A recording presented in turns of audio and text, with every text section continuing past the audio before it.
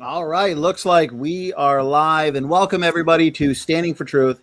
I am your host, Donnie, and tonight we are debating everybody's favorite topic, the age of the Earth, old or young. We have two very knowledgeable and well-studied individuals on this topic here to debate. Snake was right, and TRock, thank you so much, guys, for giving us your time for this important debate. Awesome. Well, before we kind of go over some introductions from the debaters, I do want to remind everybody that 2022 is just around the corner, and we do have some big debates to kick us off in that first week of January. We will be here. Actually, on the 1st, we have Luca Medugno and Nephilim Free debating Noah's Ark, the feasibility of Noah's Ark. Then the very next day, we got the epic Genesis 1 debate between CJ Cox and Tyler Vela. And then a couple days after that, we've got the much anticipated debate between Chris Date and Dr. Shabir Ali. Does the New Testament teach that Jesus is God? And at the end of that same week, the rapture debate, Kent Hovind and Andrew Sluter. Kent Hovind defending the post-tribulation rapture, and Pastor Andrew Sluter, defending the pre-tribulation rapture. So make sure, if you're not yet subscribed, to hit that subscribe button and share around this content, as the truth and critical thinking is important. So again, Snake, TRock, thank you, gentlemen, for being here. Let's kind of break the ice, get to know each other a little bit before we get into some opening statements. Snake, you were just here about a month ago debating Kent. TRock, this is actually your first time on the channel. So why don't we start with you? TRock, again, thank you so much. A little bit about yourself, a little bit about who you are and why you find this topic so important. Sure. So first of all, thank you, Donnie, for hosting us. Thank you, Taylor, for joining the conversation. Someone might say hostile territory for you, although I honestly hope it's not hostile at all. Much respect for joining the conversation on the creation ground. But yeah, so I've basically been a creationist all my life. Never really thought about it any other way. It wasn't until the last 6 or 7 years probably that I started kind of looking at the scientific aspect of origins. I just kind of took it for granted growing up that the creation was true, and I was pleasantly surprised by the boatloads of data that are available that strongly confirm biblical creation. So my job here today is to help affirm the faith of those that believe in the Genesis account, and also to give the skeptics some serious things to think about and consider their position. So that's good. And as far as my educational background, education and career background, it's pretty much always been in engineering and manufacturing, which I think is a really big advantage in these types of conversations. I think some of that will probably come out during the presentations. So other than that, I don't have any credentials anybody would jump up and down about, but I do have a tendency to look at things from a very practical viewpoint. So I think we'll see some of that here in a little bit. All right, TRock, I appreciate that introduction. This isn't your first rodeo. You've debated this similar topic in the past with Conspiracy Cats, and that was definitely a must-watch debate. Snake was right. You're seasoned as well. This isn't your first rodeo. Actually, you're probably coming close to holding the record in terms of debates for your side. You're probably coming close to 100 now. So, yeah, how you been? What's going on over at your channel, and a little bit about yourself, Taylor. Oh, I'm doing good. Thanks for having me. And I'm going to try out a new introduction here. So I run a channel called Snake Was Right. It's basically about skepticism and source method epistemology. Basically, how do we know things? It's about fighting pseudoscience, religion, flat earth, socialism, but I repeat myself, and poor reasoning in general. The theme of my channel is kind of forbidden knowledge, so that's the snake was right. You're not supposed to be an atheist. You're not supposed to question your own side. You're not supposed to be against the woke mob and the socialists, and you're not supposed to be a libertarian, and you're not supposed to question authority of any kind, really. I do, because any legitimate authority does not rely on authority alone. I'll throw in mainstream school in that too. I'm a crusader against religion, but I have a giant bone to pick with my own atheist community, which is infested with socialism and moral relativism. I was in debate club in high school, and I'm working on a molecular cellular developmental biology degree. I went to a Christian high school to find God, specifically, where I read the Bible and became an atheist. And I used to defend Islam, again, until I read their holy book, the Quran. Now I wish I had more Islam debates, because those are fun and I don't like it. I used to be a socialist and a Democrat, but thankfully I kicked that religion too. My essential mission statements are: capitalism is evolution, morality is objective, all ought statements are is statements, and knowledge of good and evil is a good thing. Thank you. I appreciate that introduction. Snake was right. So that being said, I want to go over the format for tonight. We've got a formal, semi-informal debate. We're going to be starting with 15-minute opening statements, followed by 10-minute uninterrupted rebuttals. Then we're going to have a free-flowing dialogue of about 40 minutes where the debaters, TRock and Snake Was Right, will be asking each other relevant questions to the topic of the debate. Again, the topic is age of the earth, young or old. Then we're going to have 5-minute closing statements, and then an audience Q&A, roughly 30 minutes. So make sure you guys are tagging me with your questions at Standing for Truth, and that way I won't miss your questions. So why don't we get right into the opening statements then, gentlemen? Snake Was Right and TRock. One thing I think we forgot to do was decide who's going to go first.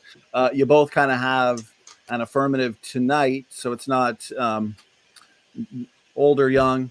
Snake would say old. TRock would say young. So any preference as to who would start? Whatever you guys think. Coin toss doesn't matter to me. I can start.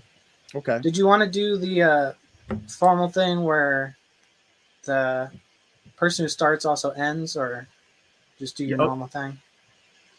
Yeah, we can do that if you guys if you guys both agree to that. So Snake, you would start, then we'd have TRock give his opening, then the rebuttals, then the discussion, but then TRock would give his closing first, and then you'd give your closing last. Is that what you mean?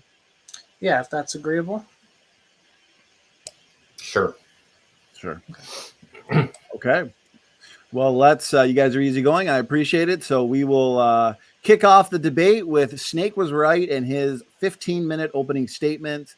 Snake, what I can do as usual is give you a 1-minute warning once we get to the 14-minute mark. And that way you'll know to kind of start wrapping things up. If you need to share screen, let me know and we can do that as well. So go ahead, Snake. The floor is yours. All right, 1 second. Okay, so today I'm going to have 3 main points. Try not to gish gallop.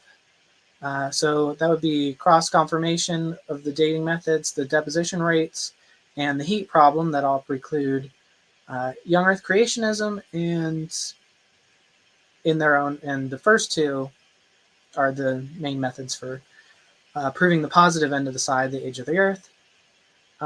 So the history of this whole turn towards uniformitarianism, or as it's evolved to, is actualism.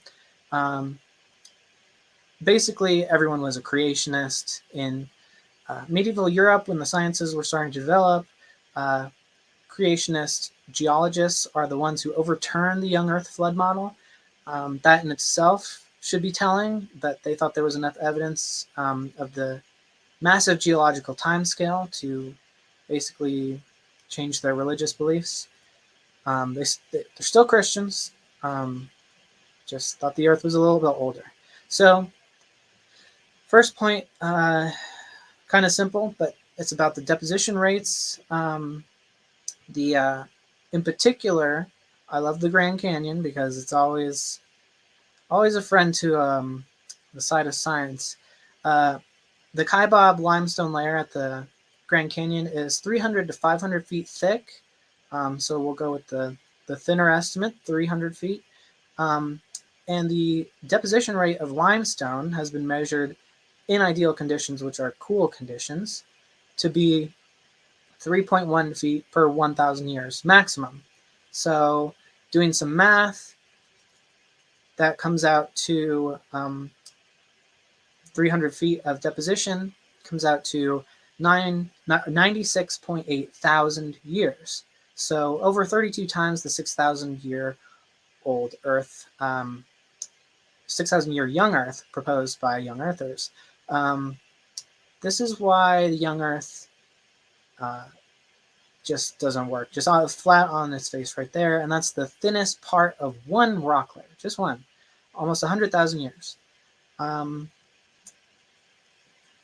And every other metric basically confirms this, but this is a very simple way of doing it. So the way around this general aging thing, well, backing up for a moment, not only do we know this, basically the deposition rates, the formation of rocks, that's kind of how things started turning in the first place, but then the advent of nuclear physics let us test the radiometric age of things, and so the way around this is an ad hoc rescue device of accelerated nuclear decay, which I anticipated to be the focus of today's debate, at least my focus. So that brings me to my second point, cross-confirmation. Cross-confirmation is the gold standard for testing reliability in science. And, putting together a prediction and a actual measurement, that is cross-confirmation, because you're using 2 different methods to achieve the same thing. But what we're talking about here is different elemental decay processes. Decay species are coming up with the same age in the same layers. And if that's statistically impossible, and it happens with every layer, and it happens uniformly, older and older and older as it goes down, and it just so happens every species has the same general timescale. In the same pattern, even though they have different rates of decay. So like some half-lives are millions of years, some half-lives are hundreds of thousands, etc., etc. So the fact that these rates are lining up to the same result is just a statistical impossibility. It's like proposing that every clock on Earth is broken or somehow inaccurate, and not just that, but that they all stopped and at this showing the same time, but that they each broke on a different day at the same time for hundreds of thousands of different days, just coincidentally. So that doesn't even approach how truly absurd it would be to actually believe in accelerated nuclear decay. So I'll explain without an analogy. These elements all decay at different rates, and yet they each cross-correlate to the same age, which means that God has to have intentionally sped up this rate of decay at differential rates so that each element kept up with the apparent age of the other elements, even though they have different rates. So they would have to have different rates of acceleration, custom for each one. If God sped them up all by the same metric, the ages would be all off, the cross conformation would never work. But instead, God must have been able to adjust the rate custom for each element so that they appeared to be the same age per stratum. And not just that, but custom accelerated each element separately and differently in each stratum. Going down, they're all kept correlated. Custom, each element is custom, and each layer is custom for each element. So breaking the laws of fundamental physics, the fundamental nuclear forces, in these local areas only, and in a very patterned manner, for no apparent reason, because this is an ad hoc explanation. This isn't like part of the flood model until we get to the age of nuclear physics. So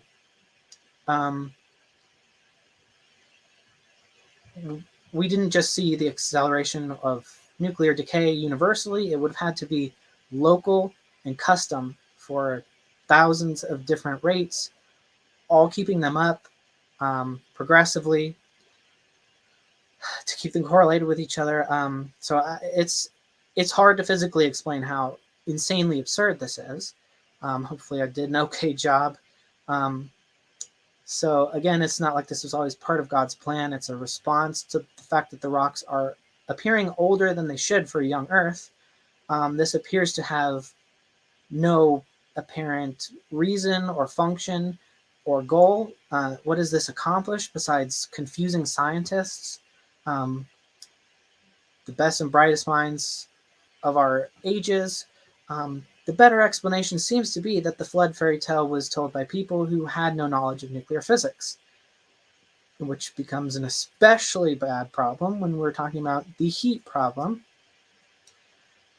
So the accelerated nuclear decay would have to be 750,000 times the normal rate of decay.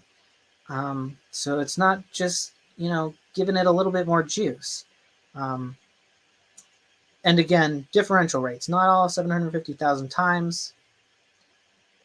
That's the highest one, but all differential, all coordinated for some reason to make it look like it's an old Earth. So there is this thing called the Rate Project, which tried to overturn constant nuclear decay. It's a young Earth Creationist project. They said, quote, that they admit that a young Earth position cannot be reconciled with the scientific data without assuming that exotic solutions will be discovered in the future. No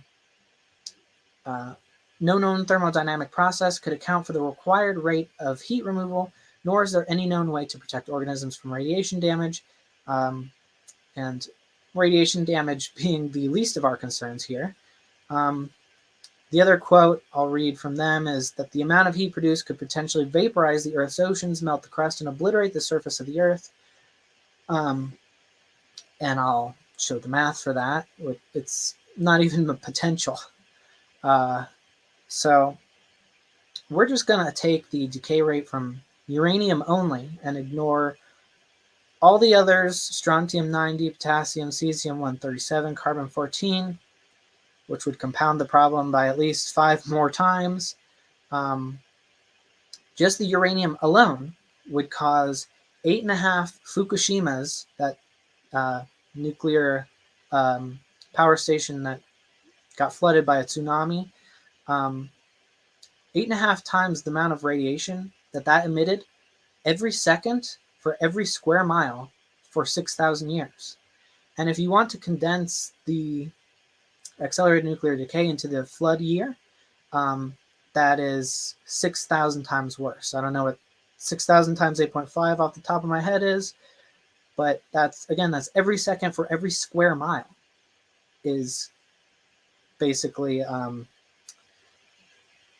what's the Russian one? Chernobyl. Chernobyl times multiples. So the other thing, that's just with one decay species. The problem is compounded at least 5 times, and so there's the radiation problem with that, and the heat problem. All that decay causes heat. It releases heat. That's why nuclear power plants need cooling units. That's how you get a nuclear meltdown.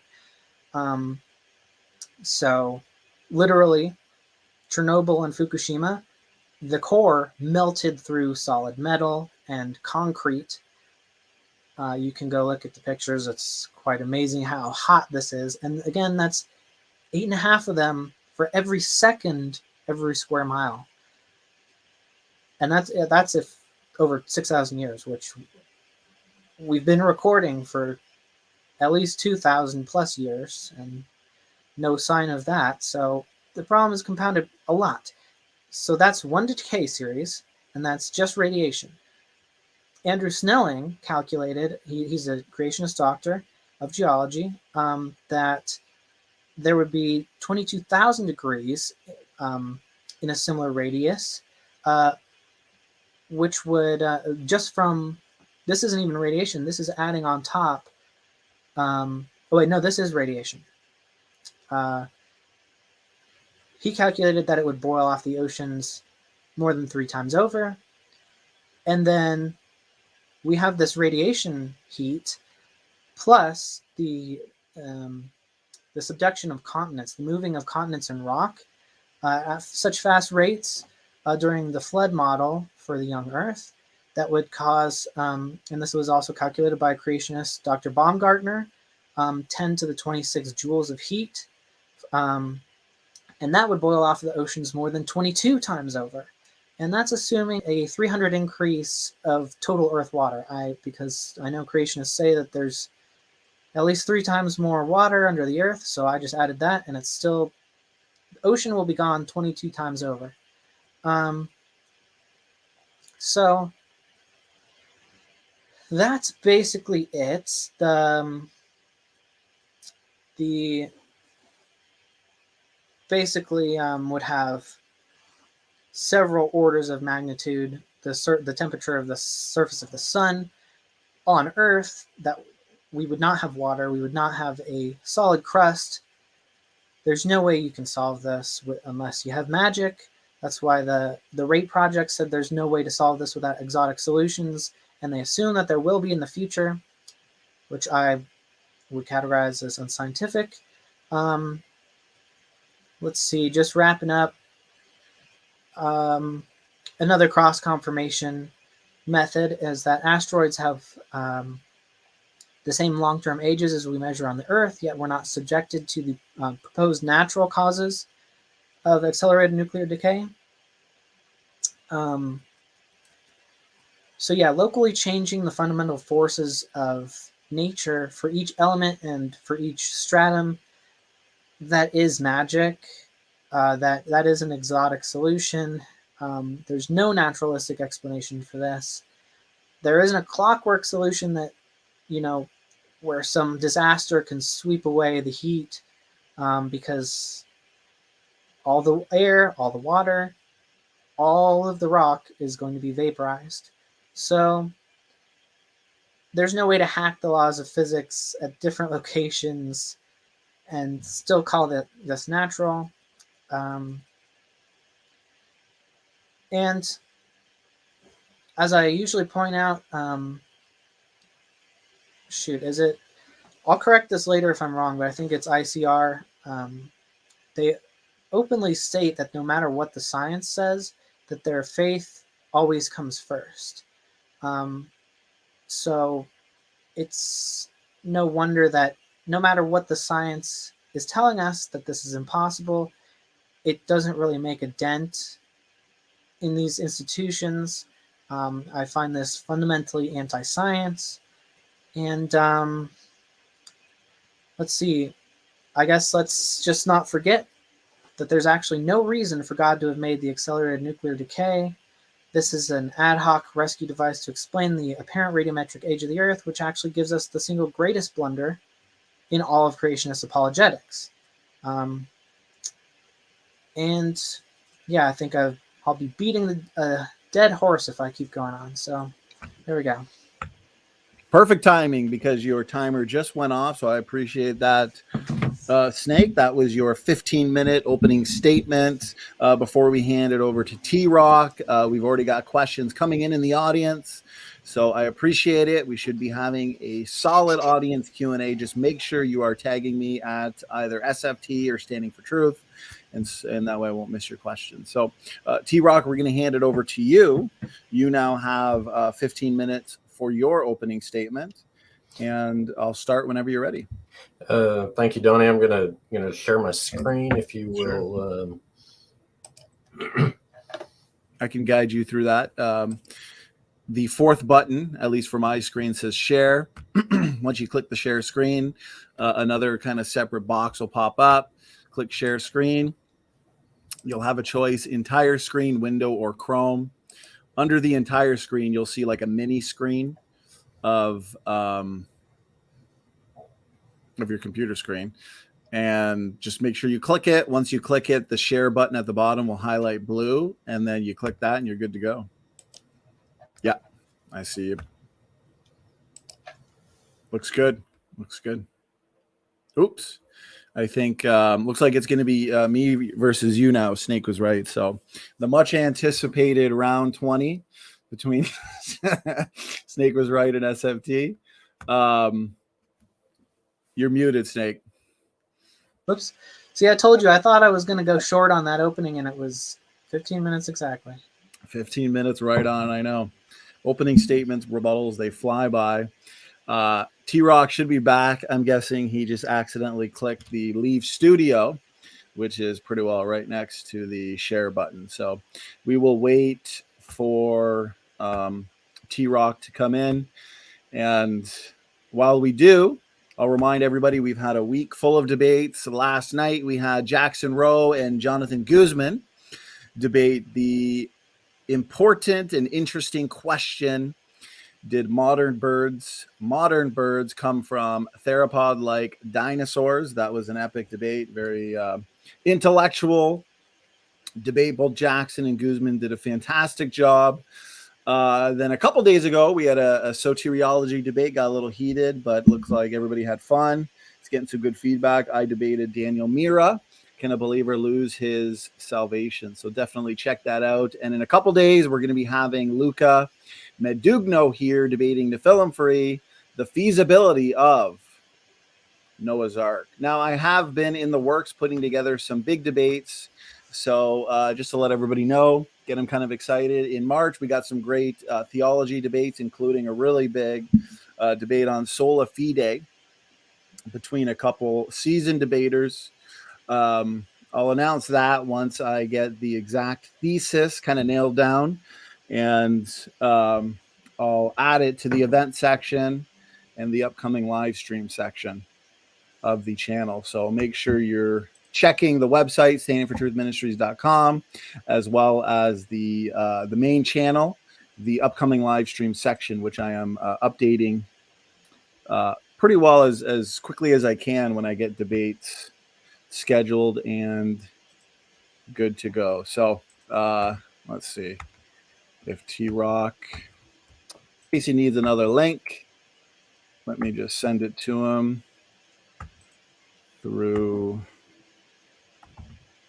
there we go, through email,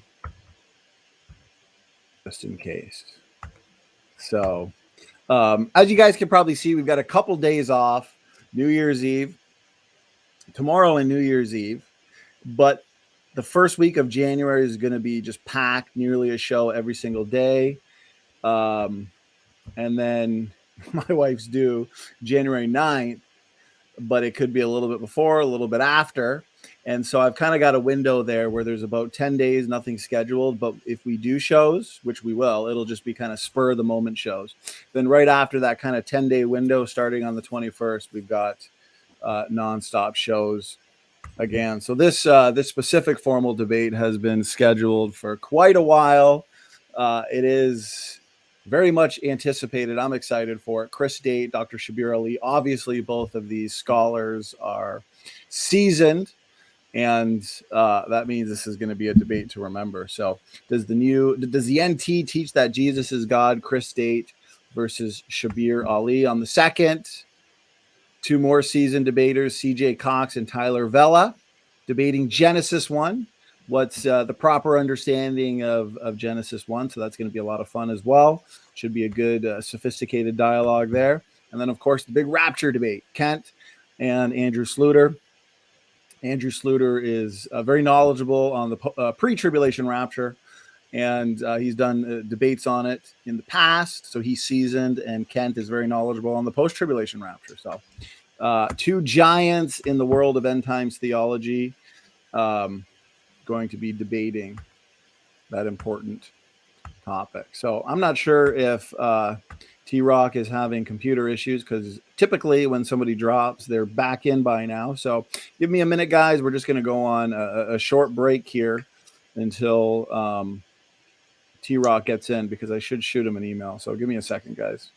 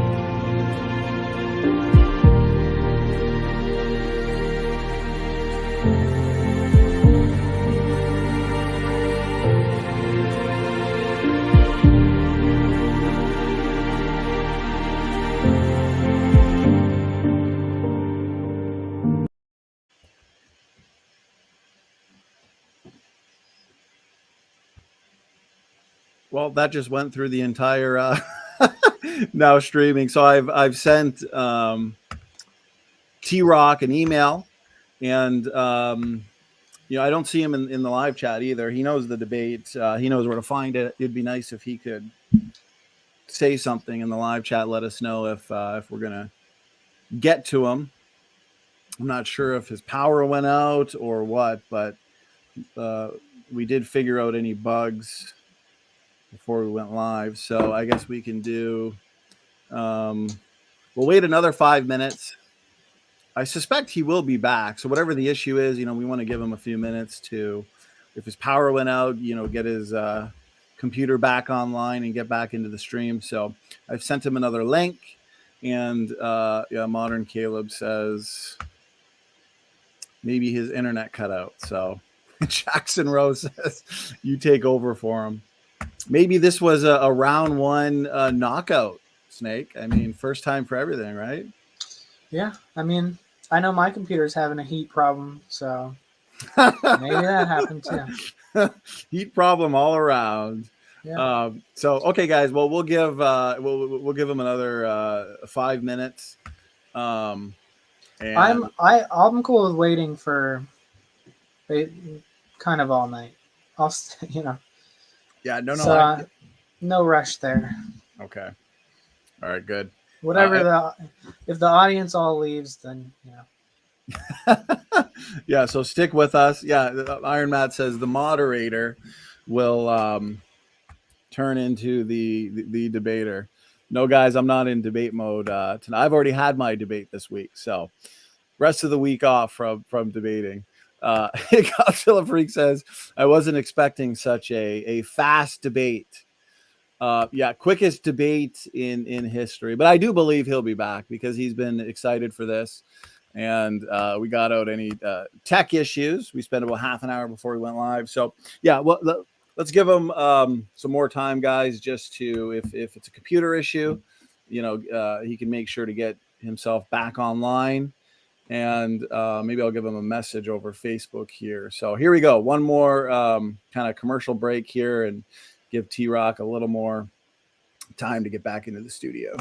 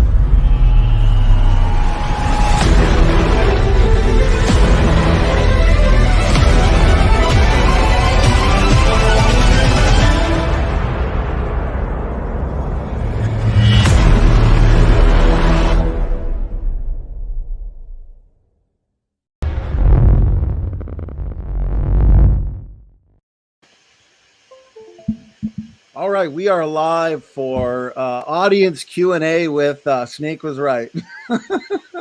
So it's going to be audience taking on Snake Was Right. So it's about 46 on one. Snake. The fun begins.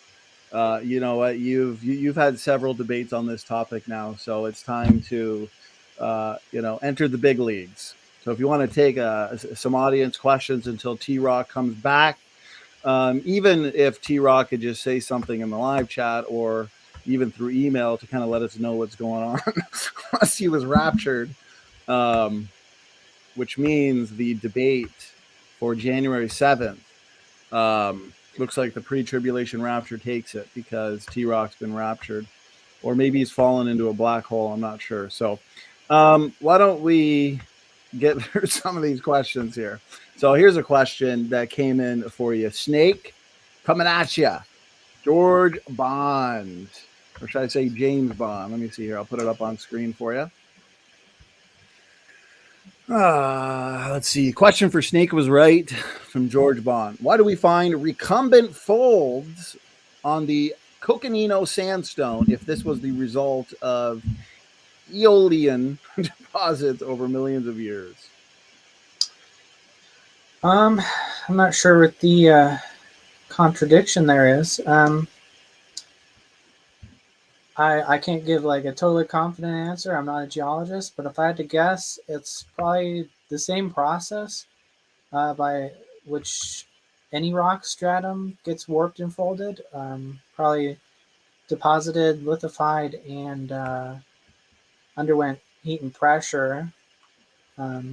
So I'm not sure why coconino would be any different from any other layer or sandstone.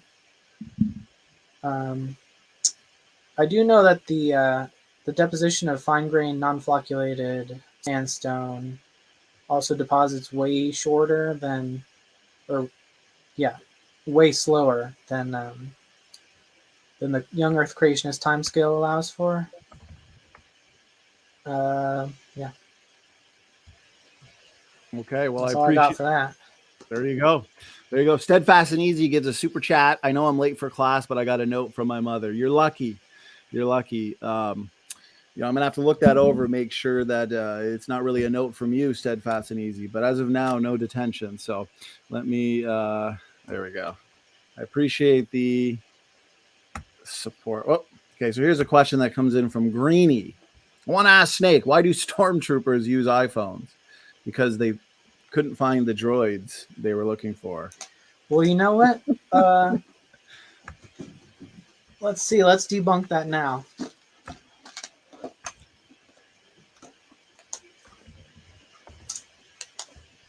Samsung. Not an iPhone. Oh, I think See, we're in luck. Ken's onto something. Props come in handy.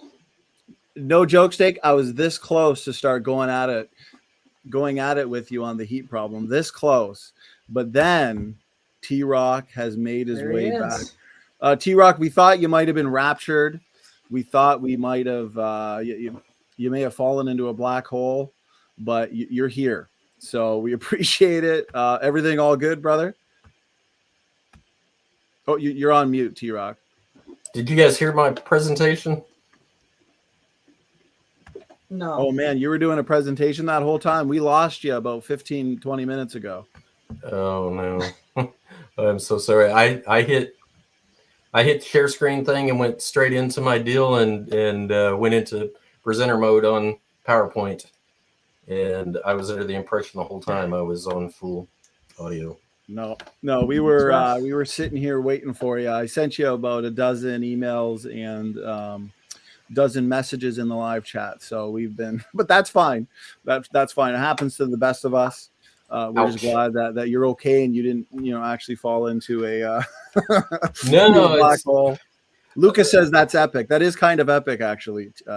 TRock. It's the first time that's ever happened. It's bizarre. I mean, let me try the share screen one more time just so you can see if you can at least connect to my PowerPoint. I'm going to go through exactly what I did before.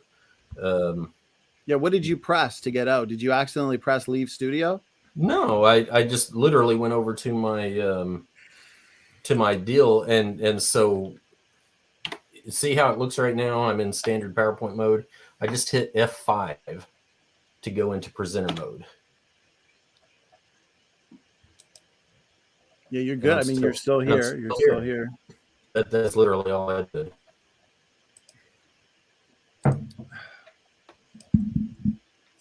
All right. Well, if it looks good now, so if you want, I guess you're gonna have. I guess you did a practice round there, and then now you can do the real round here. And yeah. So. Well, I apologize. I'm not going to. That doesn't give Taylor much to argue against, since he didn't get to see my stuff here. Okay, Taylor, it's your 10-minute rebuttal now. I know you didn't hear much, but I guess you could always guess what TRock might have said. So, okay, yeah, hey, that's fine. I'm just glad that everything's good, TRock, because we're really looking forward to this debate. So, and it left people in suspense. So we got a good audience. TRock, do you want to go through it now? Everything looks good. And yeah, I'll try and do a condensed version. So no, that's okay. Take your first, because here's the thing. I can easily afterwards, I can go in the YouTube studio and trim out this last 15 minutes anyway, so then it'll just go right into your. So yeah, take the full 15 minutes. We don't need condensed or anything like that. Okay. Here goes. Okay, so the biblical age is determined to be about 6,000 years plus or minus 200. The first 2,000 years from Adam to Abraham is based mostly on the ages of the patriarchs. And the second 2,000 years from Abraham to Christ is based mostly on kings' reigns, landmark historic events, etc., and about 2,000 years from Christ until now. So, are you guys still hearing me? Oh yeah. Sorry. Could you imagine that happened again? That's one of the bad things about presenter mode, is it literally takes up both screens, and so I can't see you guys on the other side, and that's why I was oblivious to not being in the deal. Yeah, that is kind of an issue.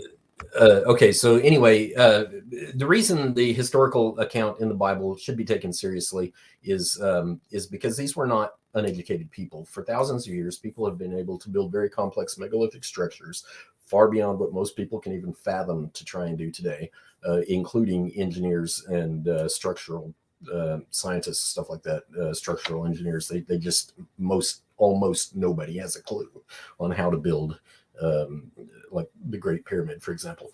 They've written very complex languages and pictographs, very accurately charted star movements. They've very accurately calculated solar events such as sidereal period of Venus. They've practiced advanced medicine, practiced advanced animal husbandry, used advanced mathematics, Babylonian trig, for example. So with that, on to radiometric dating, 4.55 billion years is determined from moon rocks. This assumes a zero or near zero daughter isotope in a uranium lead system. It assumes meteor's origin was from a nearby supernova. But the problem with radiometric dating in general is that all radiometric dating, including recent carbon dating, must pass a geological context check. It does not work on samples of known age, and it is indistinguishable from contaminated samples in the absence of an external check, i.e. the geological context, which I'm referring. So backing up a slide, moon rocks, that is the geological context. The idea is that they've been out there in space, not affected by weathering on the Earth, that kind of thing, and so they should be more representative of a primordial material for creating the Earth, and so forth. So there is absolutely a geological context behind choosing these particular rocks to get a date from. So with that, here's the problem. So it's kind of ironic, I think, that creationists actually attribute most daughter products to 100% origin from radioactive decay, as opposed to being primordial, made at the same time that the parent was made. I find that hugely ironic. When I first heard people talking like that, I was like, why do you believe that? But then I got to thinking about it, and it actually makes more sense in a creationist context that would be true than in a naturalistic origins context, Why is that? It's because of this picture here is just basically meant to convey the idea of a supernova exploding. There's no control over this process. Supposedly heavier elements above iron are formed from supernova exploding. But there's this pressure gradient. I said pressure, temperature, ionization, however you want to quantify it, a gradient of processes during this explosion. And so part of the problem is that the daughter isotopes are lower density than the parent, which means that you would think in an exploding supernova, you would probably have more of that than you would the higher energy requirements for the heavier parent isotope. So it actually doesn't make any sense. So why weren't there? Why do modern mainstream scientists just assume that there was no daughter isotope formed when this supernova exploded? That just doesn't make any good sense. I don't know that I've ever read an explanation for that anywhere, or some kind of justification for it, because I don't honestly believe they'd do anything more than just probably some storytelling. But then also, why is all the solar debris moving so slowly? A supernova implies escape velocity from 1/3 c to 2/3 c. In other words, about 60 to 120,000 miles per second. And the Earth is only moving at about 18 miles per second. 67,000 miles per hour sounds fast, but it's incredibly slow compared to what you would get from a supernova explosion. And so again, why is all the debris in our solar system moving so slow, particularly if the debris came from some nearby supernova? Somebody might argue that, well, gravitational influence of other interstellar bodies can impact the velocity. Okay. But problem is, those speeds are so fast that mostly what you're going to get is deflections. You're going to change the curvature of the trajectory more than anything, and not actually slow them down that much. And the closer they are to our solar system, the fewer opportunities they have to be influenced by gravity. So again, I think this is a huge conundrum for the naturalistic explanation. Why did you pick those rocks? Well, there's a little more idealism than realism, I think. Okay, so signs of great youth in lunar recession. The moon is leaving the Earth. Everybody's heard this. Crashes at about 1.2 billion years in the past. It's actually inversely related to the sixth power of the radius, meaning the distance between the Earth and the moon, which basically gives it an exponentially fast dive into the Earth, as some of the apologists you've probably seen demonstrate. The gravity is inversely proportional to r squared, but because of these two things here, the tidal frequency and magnitude increase dramatically, and erosion is greatly accelerated. And I think overall this limits the age of the Earth to under 100 million years. And this next slide will show you why. This little table here shows you that the current distance from the Earth is about 240,000, with about a 30-day revolution cycle around the Earth, and a relative gravity, I just call it 1.0 as a reference frame. Calculating backwards to go back to 220,000, you find out that the revolution becomes 27.5 days, which means you actually get 13 lunar cycles in a year instead of 12. And you go back another 20,000, and now you got 14 lunar cycles instead of 12. And it doesn't actually take very many millions of years back in time to achieve these numbers. So Roche limit aside, all that stuff's completely irrelevant, because you run into huge problems long before you get that close. This relative gravity shows you that ranging from about 9 up to 1.1 in the range that I've calculated for, but a 10% increase in gravitational attraction to the Earth is a huge problem. It just shows you that everything should have eroded much faster in the past. Even today's, I'll say, slow erosion rates are way too fast for hundreds of millions of years. But draw the moon in a little bit closer, and it just exponentially gets worse. Okay, human and animal population. Lower human population doubling time limit is under 20 years. Current human population doubling time is about 40 years. Average human population doubling time since the flood is about 149 years, roughly 2 human lifespans. Average human population doubling time for evolution is about 100,000 years. That's kind of ridiculous. That's about 30,000 lifespans by evolutionary reckoning, where lifespans were much shorter in the past. I say 30,000, 3,000, I guess. Most animals can reproduce much faster than people, if for no other reason, because they have larger litter sizes. Rabbits, for example, can reproduce at a minimum annually and have supposedly been here for tens of millions of years, if not more. They supposedly predate the extinction of the dinosaurs. This gives rabbits an evolutionary average doubling time of about 4 million years, which makes no sense at all. The creationist average doubling time would have it at around 150 years. So if humans had maintained an average doubling time of 40 years per latest government statistics, since the flood just 4,400 years ago, there would be about 7.8 million billion people on Earth today, or 7.8 times 10 to the 33rd, I believe. If rabbits had maintained an average doubling time of 1 million years since the alleged dinosaur extinction, there would be about 3.7 times 10 to the 23rd rabbits on Earth today. None of the population metrics make any sense in the light of an ancient Earth. Okay, so Wind Cave is particularly interesting to me because I had the pleasure of interacting with a PhD biologist, not a geologist. Nevertheless, he was a staunch defender of evolution and an old Earth, and he posed this as a challenge for young Earth creationists. So I decided to look at it and see if there really was anything to his challenge. So basic stats come from this nps.gov website.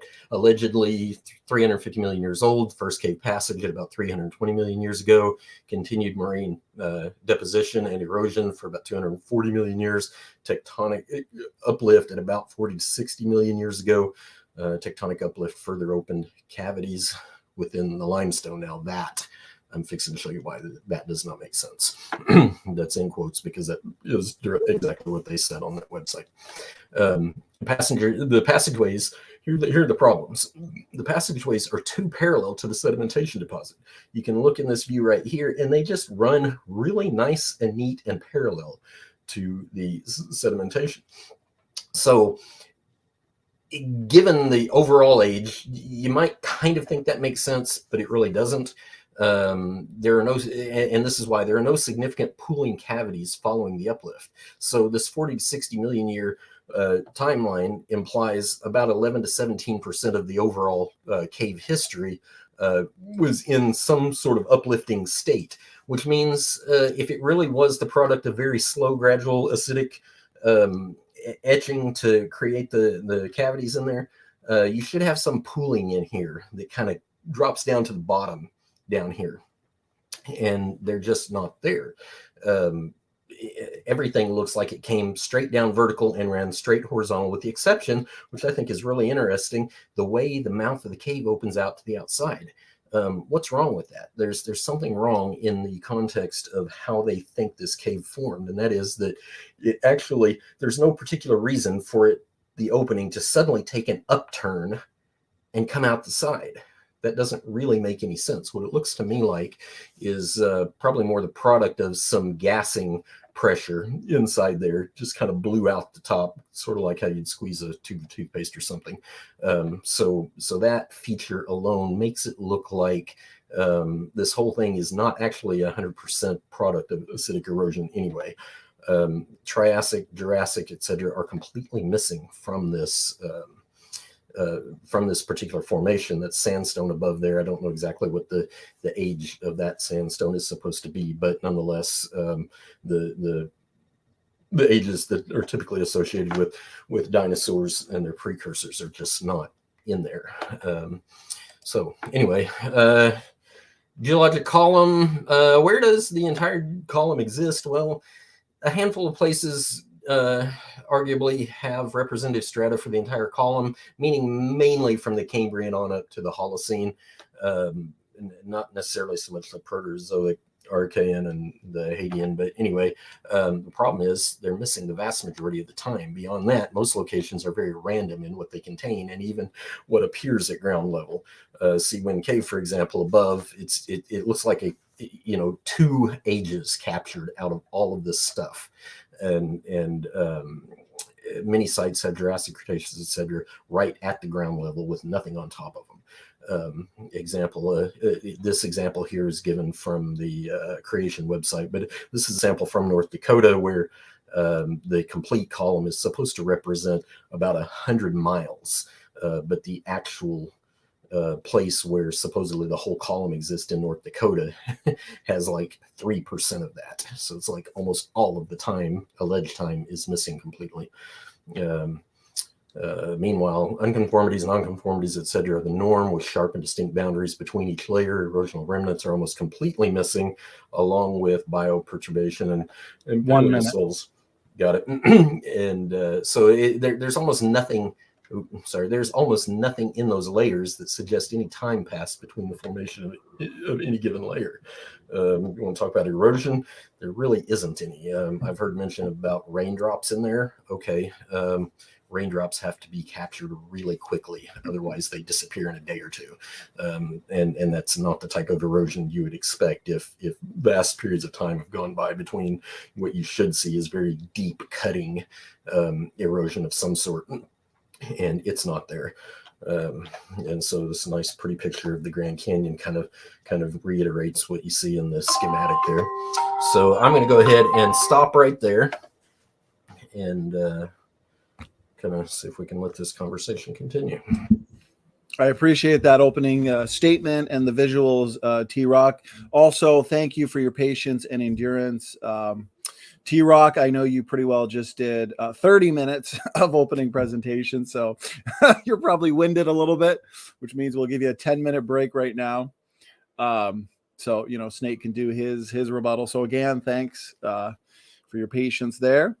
And that concludes the opening statement. So those were 15-minute opening statements. TRock, Snake, I appreciate it. Again, to the audience, I see a bunch of questions coming in. I'm a little bit behind during Snake's rebuttal. I will go and grab them all and save them for the audience Q&A. So Snake, whenever you're ready, you are on mute. So just make sure you unmute yourself. You've got 10 minutes for your rebuttal. Thanks for the reminder. I probably would not have remembered. Okay, so I took some notes during this, so I have hopefully a pretty comprehensive list. So the age of the Earth basically is based on the Bible.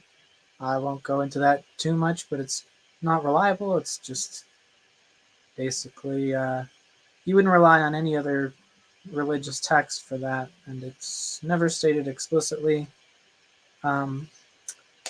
And I should look this up, but because I forgot what it is, but I think there's some controversy about the original person who, early 1900s calculated the 6,000 years rule.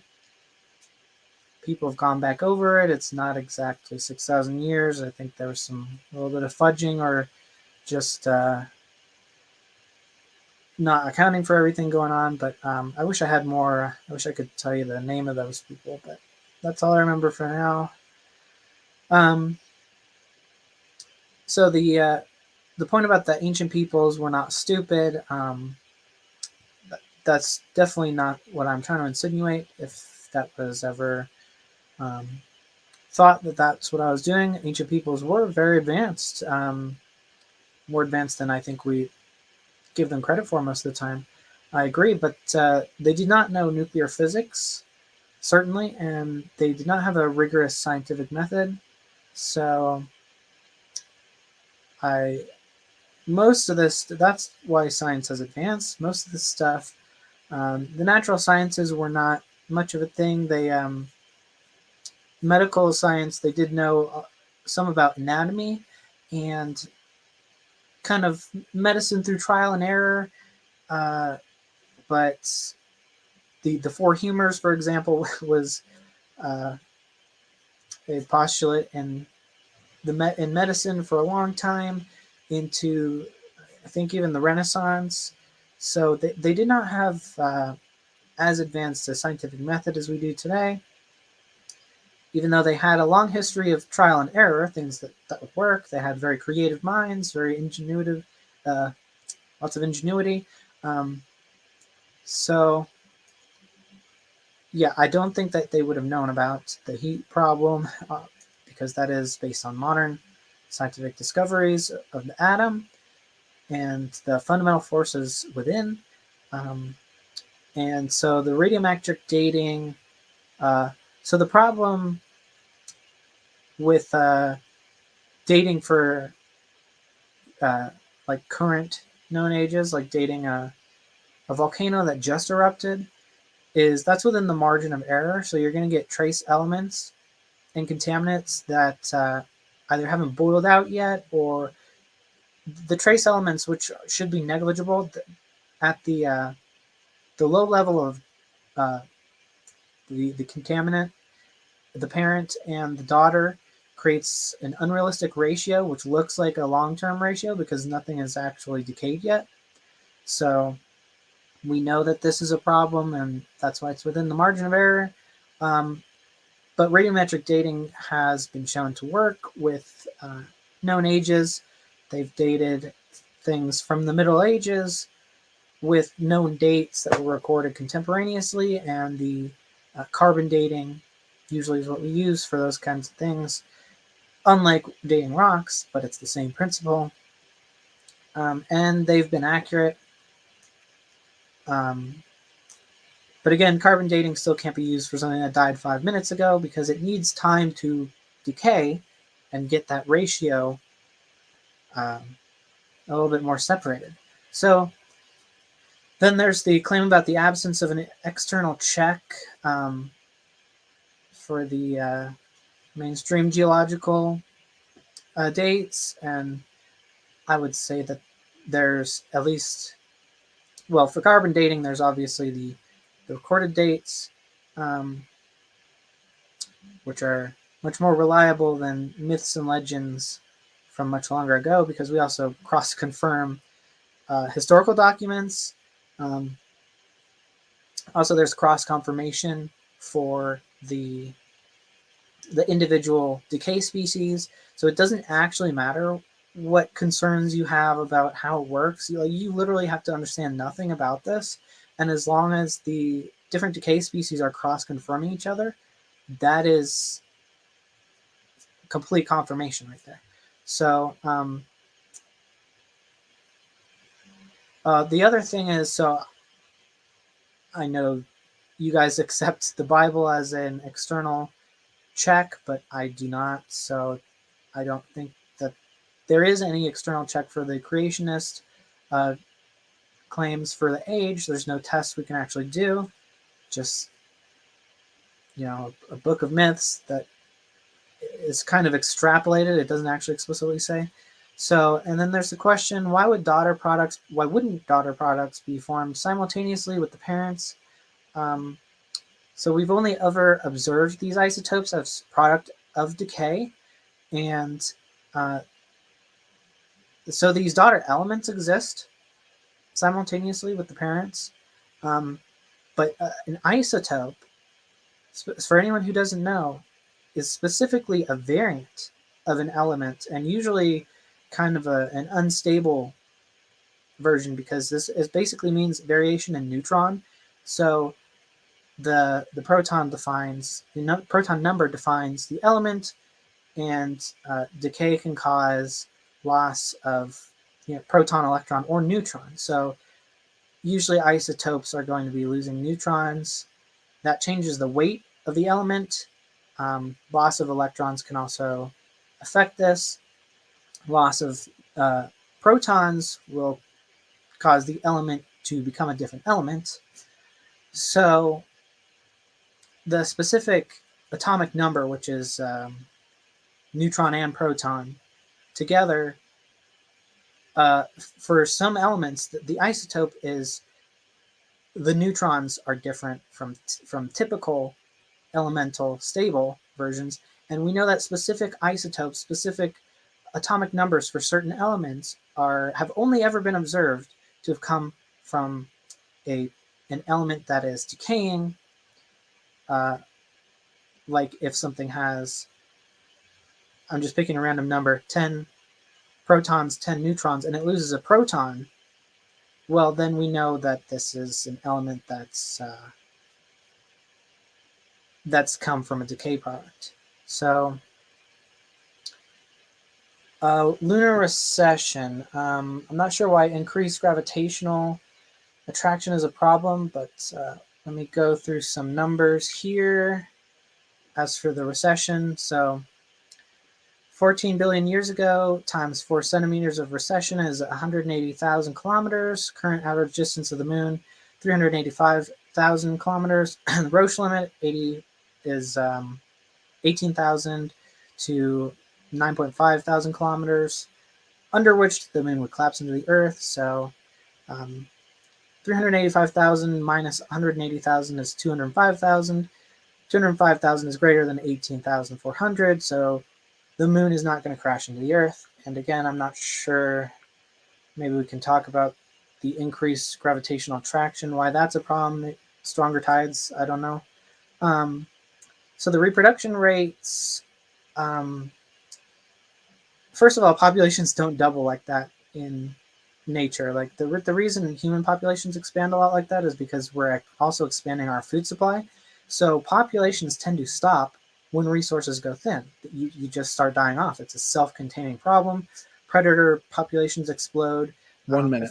I forget the ecological, there's a word for this ecological system that keeps things in check. The amount of plants keeps the herbivores in check, and the amount of predators keeps the herbivores in check as well. And if herbivores get too much, they eat too much plants, and it's this whole domino effect. Plus, so that's not going to be a problem. What is going to be a problem population-wise is the evolution rate coming off the arc is going to be way too fast for realistic limits.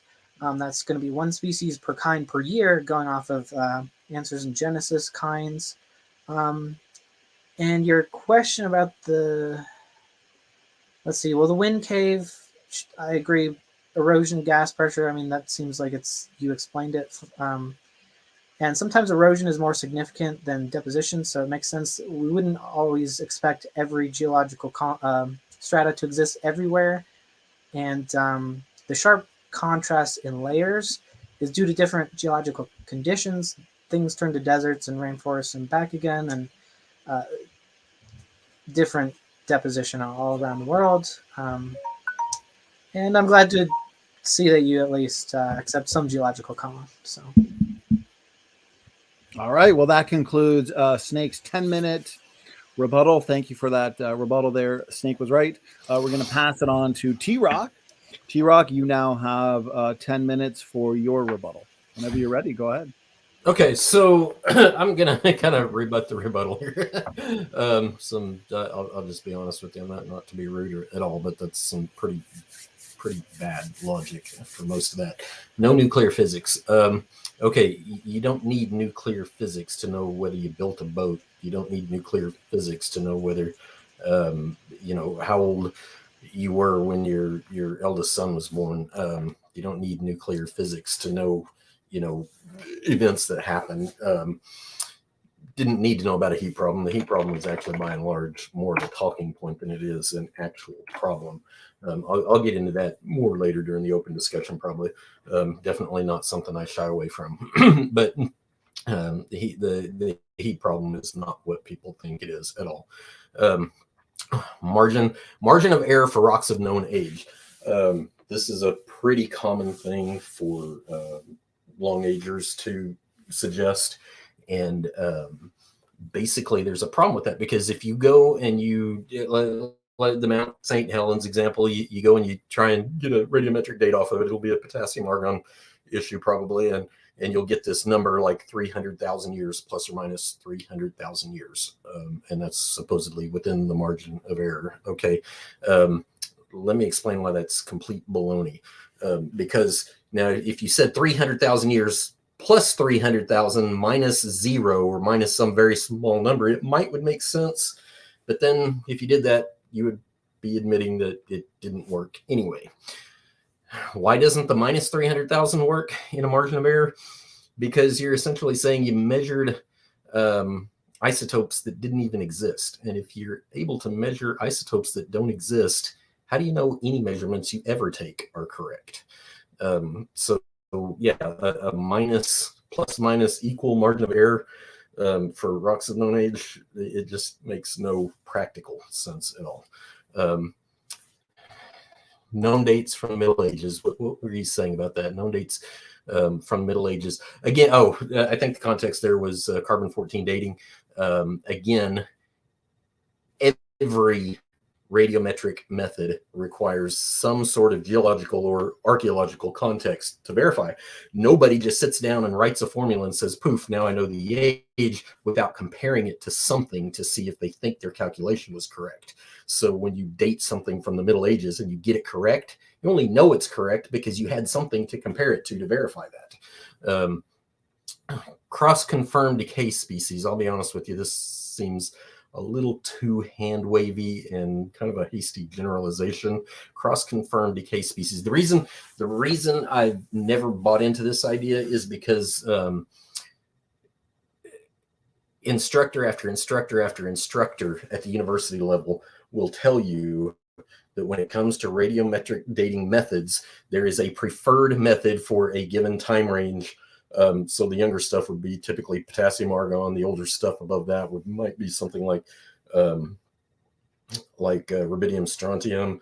You want a little older than that. There's another range where you would apply a different method like samarium neodymium. On a different range, you might go to some type of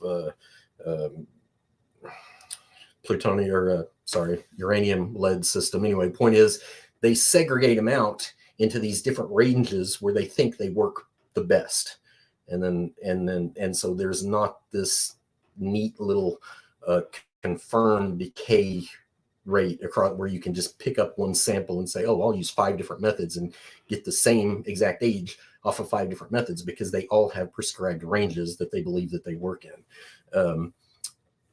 Okay, only observed daughters as product of decay. That is really circular reasoning. Nobody's ever captured a piece of debris that is known to have flown off of a supernova. It's just assumed that that's where it came from. And so what do you have to actually compare your current day observation against? You got nothing. There's literally nothing to compare it to. So to say, oh, well, we've only ever seen it this way. Well, of course you have, because there's no other way to verify it against a true known geological context, which would be to capture a piece of flying debris off of a supernova. That's probably not going to happen. Isotopes are unstable version of another element. Not sure exactly what the point there was, but daughter isotopes are specifically used as the stop clock deal because they are stable. Linear calculations for lunar recession, that was just a big blunder, because it's not, I showed in my slide, it's related to the 6th power of the distance between the sun and or between the Earth and the moon. It's not a linear calculation at all. It's an exponential calculation. That's why it looks like an exponential decay curve. It just literally accelerates and slams into the Earth at a rather fast rate down towards the last couple 100 million years. And again, what I was pointing out was, because it's not a linear calculation, it really does magnify the problem of erosional rates on Earth, largely because of tides. But the moon also lifts solid ground. It doesn't just move water, it moves ground as well. Food sources go thin, population growth slows down. Okay, what's the problem with this? So if you look at the secular view of history, pretty much everybody agrees that even places like the Middle East, the Arctic, the Antarctic, they were all very lush places in the past, very lush. Why do you have cave lions in the Arctic? That doesn't make any sense. But nonetheless, you find distinct patterns of somewhat of a tropic, subtropic looking environment, very, very lush environments all over the world. So to say that the food sources go thin, that doesn't really make any sense. Also, by the way, the vast majority of well, let me say it this way: the significant carnivores seriously are outnumbered by the herbivores. So there's not enough serious carnivores out there to do a very good job at controlling the population growth rate of herbivores. Evolution is too fast for YC timeline. This, I could go into a rather lengthy deal on this. I guess since I've got a couple more minutes left, I'll kind of go into this a little bit, because I think it's extremely interesting about the evolutionary view of evolution, of biological evolution, and that is that biological evolution basically assumes that mutations plus natural selection plus gene drift and whatever differential reproduction, however they want to say it, are all the contributing factors to biological evolution. Here's the problem. It's probably going to come as a shock to a lot of people, but you don't even need natural selection for speciation to occur. In other words, the typical view of natural selection is that something got a little better suited to its environment. It lived. Whoever did not get those mutations basically died and had to go away. But you don't even need that for actual biological speciation. And the reason is because if you start out with 2 rabbits coming off the ark, the first pair of rabbits is going to have a litter of probably 4 to 6 to 8 baby rabbits. And then if you just assume, for the sake of argument, half male, half female, you can pair them up. Each pair can go its own direction and do its own thing, and it can live in kind of what I think of as sort of a boundary zone between climate conditions, and just kind of hang out there and literally make adaptations in real time without any of the population having to die or be considered less fit. They just live where they can live and survive where they're comfortable surviving. And they just keep multiplying, and as their generations start adapting an inbuilt creationist idea of front-loaded variability, they just go into the environments that they're comfortable in.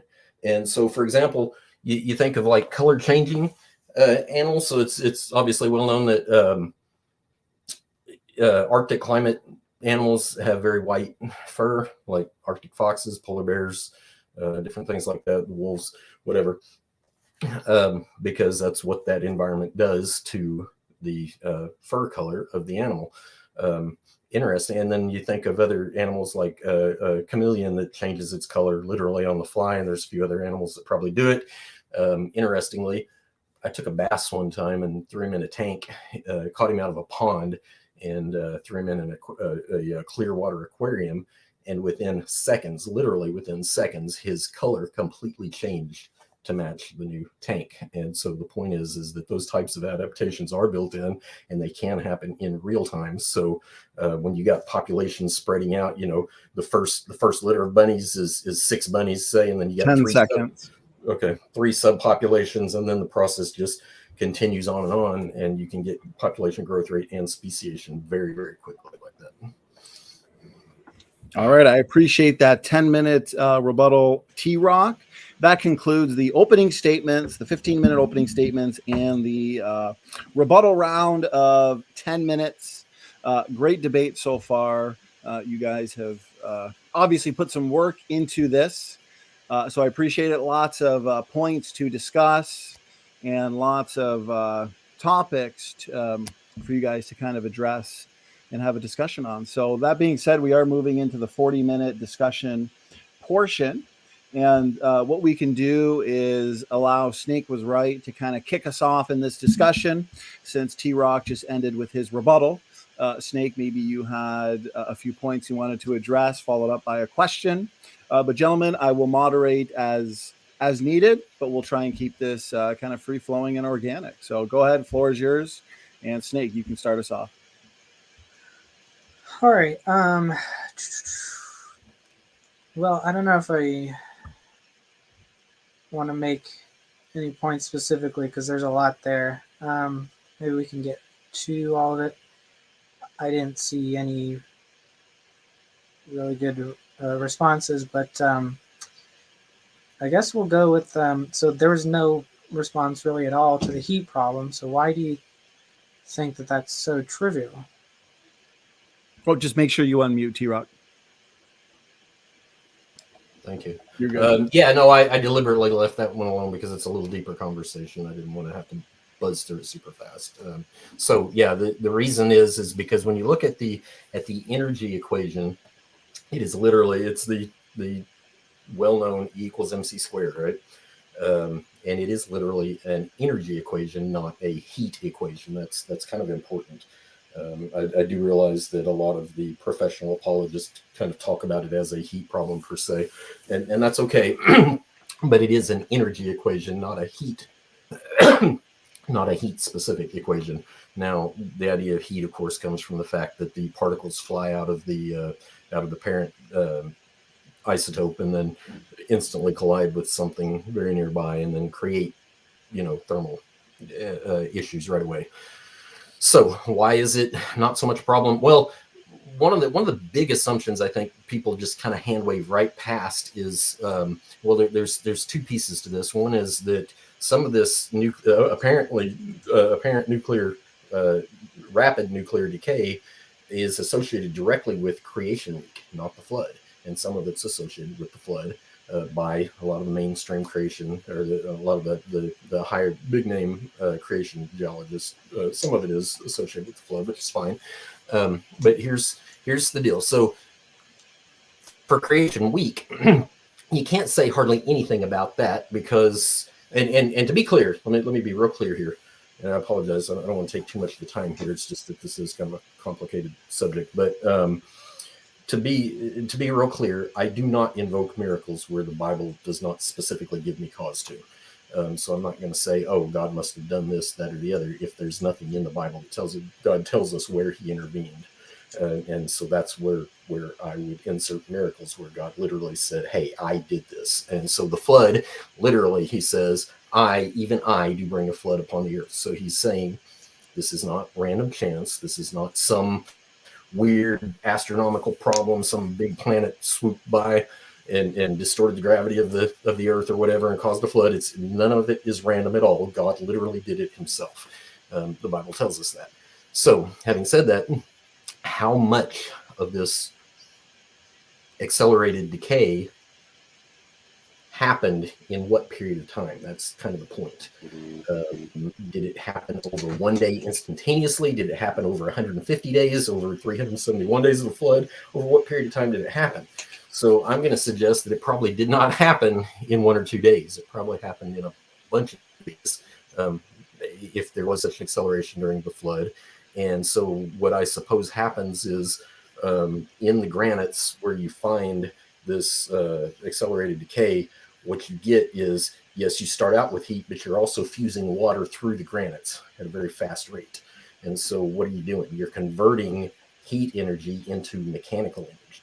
So you're converting it to mechanical energy, which can also convert it into electromagnetic energy and a whole, whatever the spectrum of different types of energy there are, you can convert it through all these different formats, not the least of which is the heat itself, in terms of whatever actual heat does come out of it.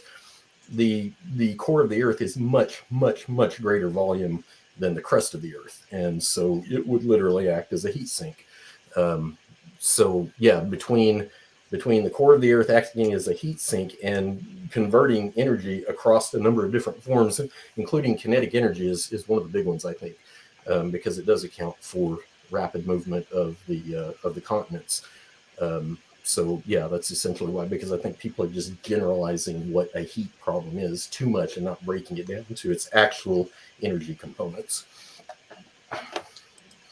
Okay, so a few problems there. So you said energy, not heat. So the energy that's produced from nuclear reactions and nuclear decay and from friction of continents moving is heat energy. That's what it is. That's what it's been calculated by creationist doctors in their relevant fields.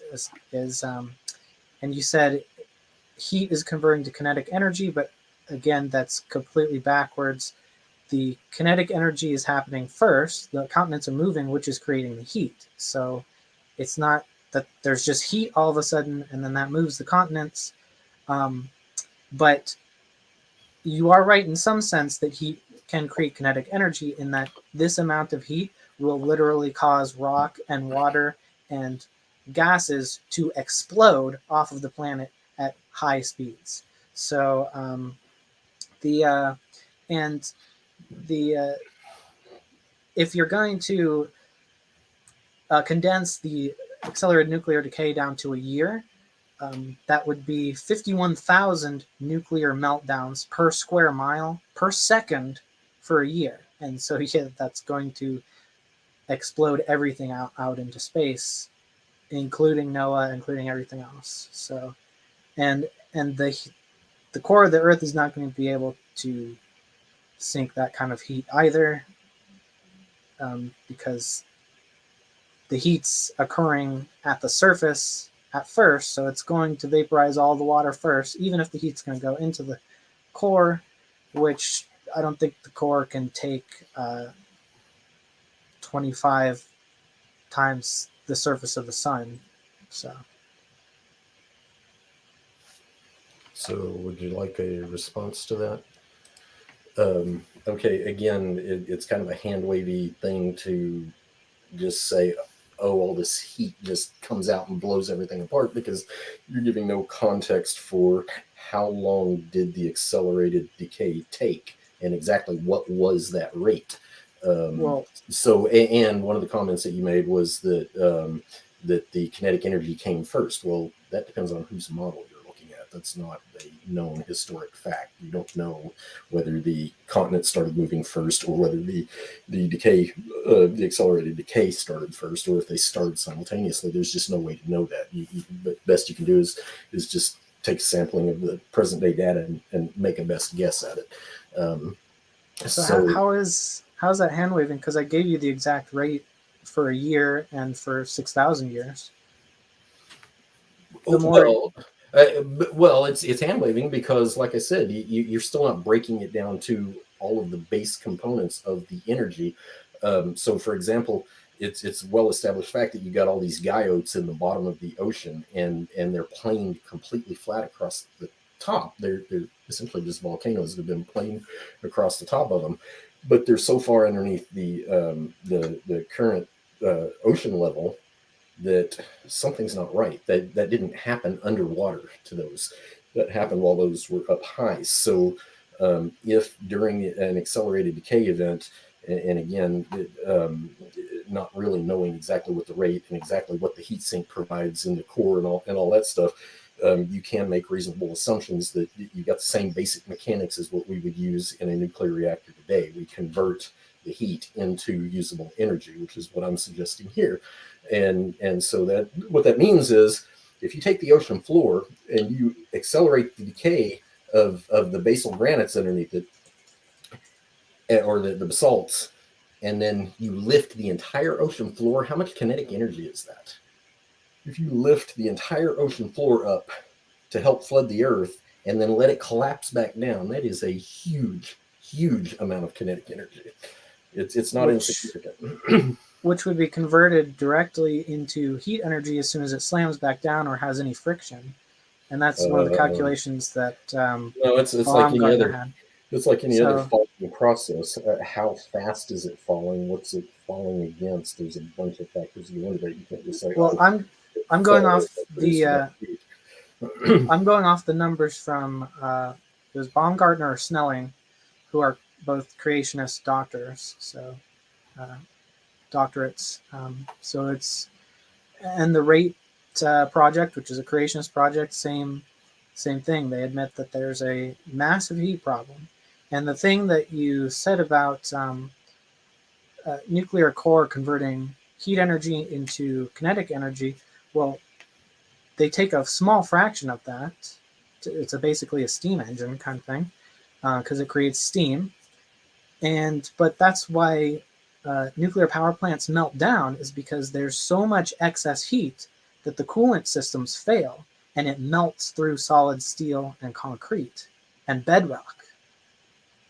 If the coolant system isn't constantly taking all of the excess heat out, because if we're using all of that heat energy to convert into kinetic energy, the factory would just explode instantly. Sure, but it's a difficult comparison to make like that, because in a nuclear reactor, you've essentially got a highly concentrated form of radioactive material, whereas in the Earth, it's not highly concentrated. It's very well distributed. So in a Yeah. nuclear reactor, they're trying to channel a very heavily concentrated amount of energy into a very small surface area, so to speak, in the channels that they use to conduct heat away. Whereas But in the Earth, you don't have that problem.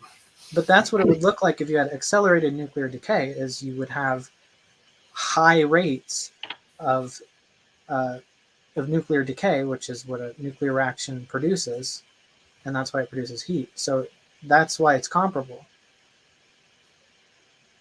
So it's only low heat because the normal decay rate is so low. But if you accelerate that by 750,000 times, it's going to produce a lot more heat. Sure, but it's also going to move the entire planet, which is a huge amount of kinetic energy. I agree, and all the water is going to boil off too. How much heat energy does it take to lift, for example, 1 cubic mile of granite 1 mile in the air? How much heat energy is that? It's a huge amount. It is an absolutely devastating amount to move continents laterally, or the extreme case in point is of course Mount St. Everest. How did it get so tall? That's a lot of kinetic energy that absorbs, that basically absorbs some of the excess energy from any possible accelerated decay. And again, as I pointed out earlier, there's two different events that we're associating accelerated decay with. One is creation week, and the other one is the floods. So how much of which contributes to what? There's no way to know that. Yeah, I mean, it's somewhere between 8.5 nuclear meltdowns per second per square mile and 51,000 nuclear meltdowns per square mile per second. And that's based on, is it based on the 1.5 billion years of accelerated decay? That's based on how much decay would have happened. Well, we know that there was some decay that happened. So the response is, well, it was accelerated. It happened in 6,000 years or less, or it happened over billions of years. If it takes billions of years, there's no heat problem. If it takes 6,000 years, there's a huge heat problem. And even if the heat goes into the continent, energy does not disappear. If something goes up, it comes down. And like a comet, it's going to create a fiery explosion, and it's going to create friction. That energy never goes away, because if you use kinetic energy to move something up, that now it has potential energy. You haven't just wasted that energy like you paid for it and now the cash is gone. The energy's still in it, and it has to come down, and the energy will come out of it again somehow. So what do you suppose the temperature of the core of the Earth was when the Earth was first formed? I'm not sure. Well, exactly. That's part of the point. Is that some of this decay is associated with creation. Of course, energy doesn't create itself, or matter and energy, neither one create itself out of nothing. You have to have something outside of matter and energy to create it. I mean, this isn't a Big Bang conversation per se, but you have to get the matter from somewhere. Where did it come from? How did the planet form? The secular explanation of what's the word they use for the basically debris just kind of coalescing to form the planet. Again, Accretion. Yeah, planetary accretion doesn't really make any sense given how fast debris flies off of a supernova. There's no common sense in that whatsoever. But again, you have no idea. Nobody knows what the core temperature of the Earth was at creation week. Yeah, I mean, I think the experts think they have a pretty good explanation, but I'm perfectly willing to concede for this conversation. Let's just say God created the Earth. So did God create it 6,000 years ago, or did he create it 4.5 billion years ago? And why would why have accelerated nuclear decay? There appears to be no reason whatsoever for it. The only effect it has is to make the Earth look older than it is. Well, so that's a really good question. I mean, it's definitely one worth exploring. Let me back up just a second.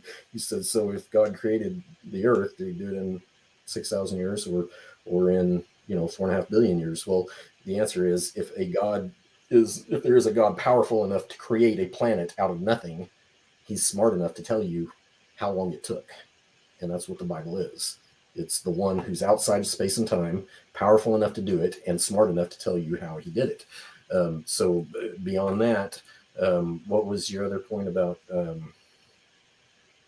your other question about? Well, why accelerate the decay? Why not just Okay, create the planet in a young-looking state? Because that just confuses scientists. God would have full knowledge, and it could be the Hindu God that they say that it was that the Earth was created billions of years ago. So, well, that's a great question, and so you made the comment earlier that you would never rely on other religious texts to kind of parse any of the history of the world out, and I would totally agree. But there is a huge difference between Christianity and other quote unquote religious texts, and that is that when an archaeologist goes out into the field to investigate the world, many of them carry a Bible in their hands specifically so they can read about details and know what to look for. And it is a very fruitful exercise to do so. You cannot say that about any other religious text. None of them have that comprehensive of a history. They might have, a few of them might have little spotty histories here and there, but none of them do what the Bible does in terms of a well recorded history across a broad timeline. But why accelerated decay? So again, this goes back to processes that people honestly just don't understand. You assume that heavier elements above iron come from a supernova.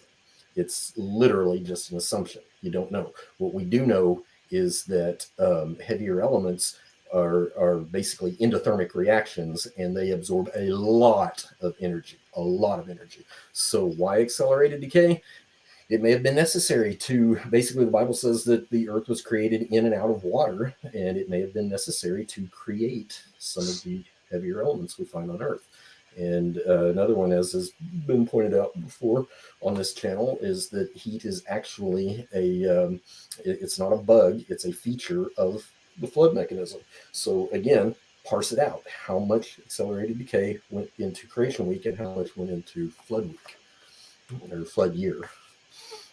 well, either way, even if you space it out 6,000 years, which we have 2,000 plus years of pretty good history, that doesn't include the oceans boiling off. So I mean, you tell me. Do you know how to create heavier elements? Well, God could just put them there. He wouldn't need to go through. He wouldn't need to use like a chemist set That's to go through that. He could just put it there.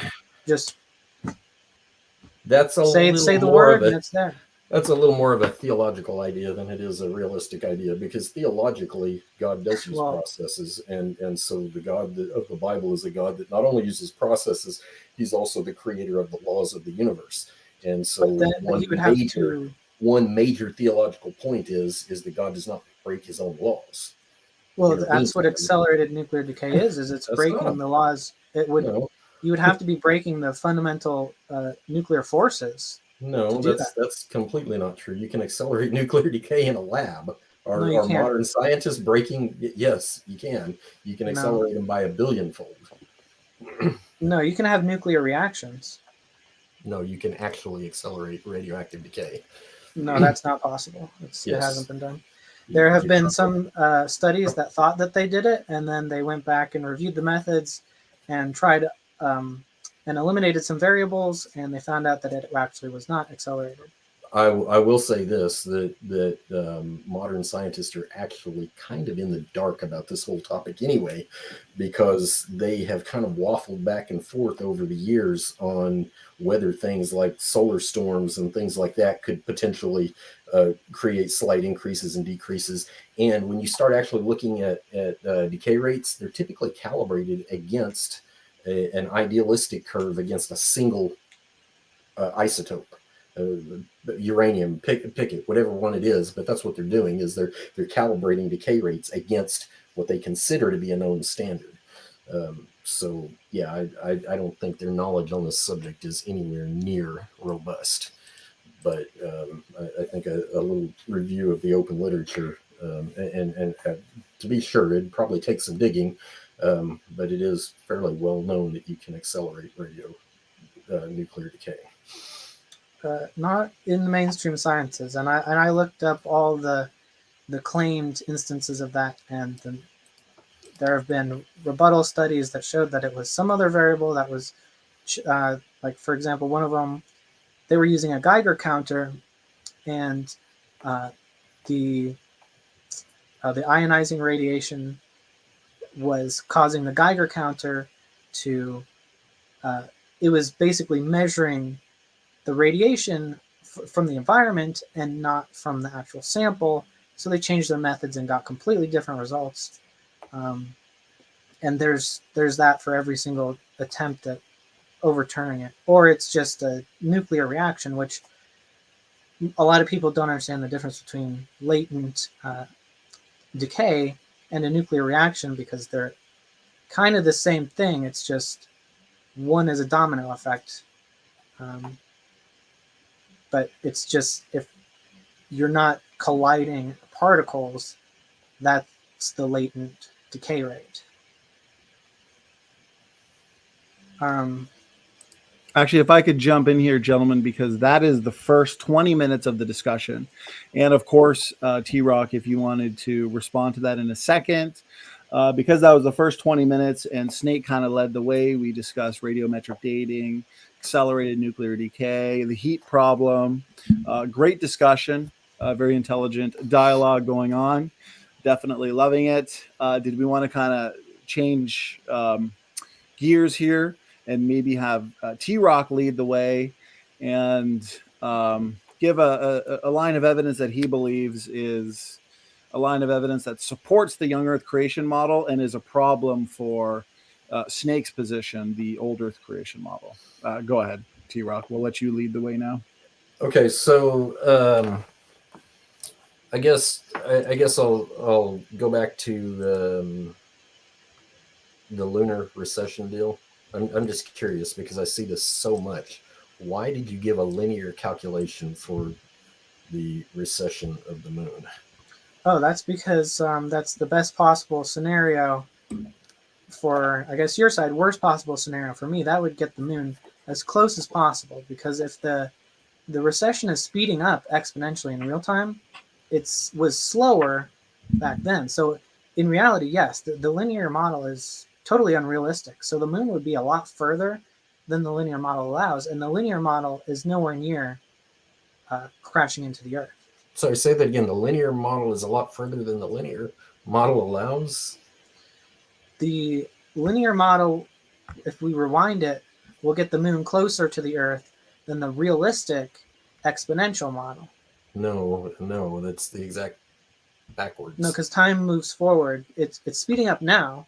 So if the recession of the moon was slower in the past, so it would have been further than the linear model. No, that's exactly backwards. The actual physics behind it's the tidal bulge that kind of forces the moon to push out away from the Earth, and it does not slow down coming in. It speeds up drastically.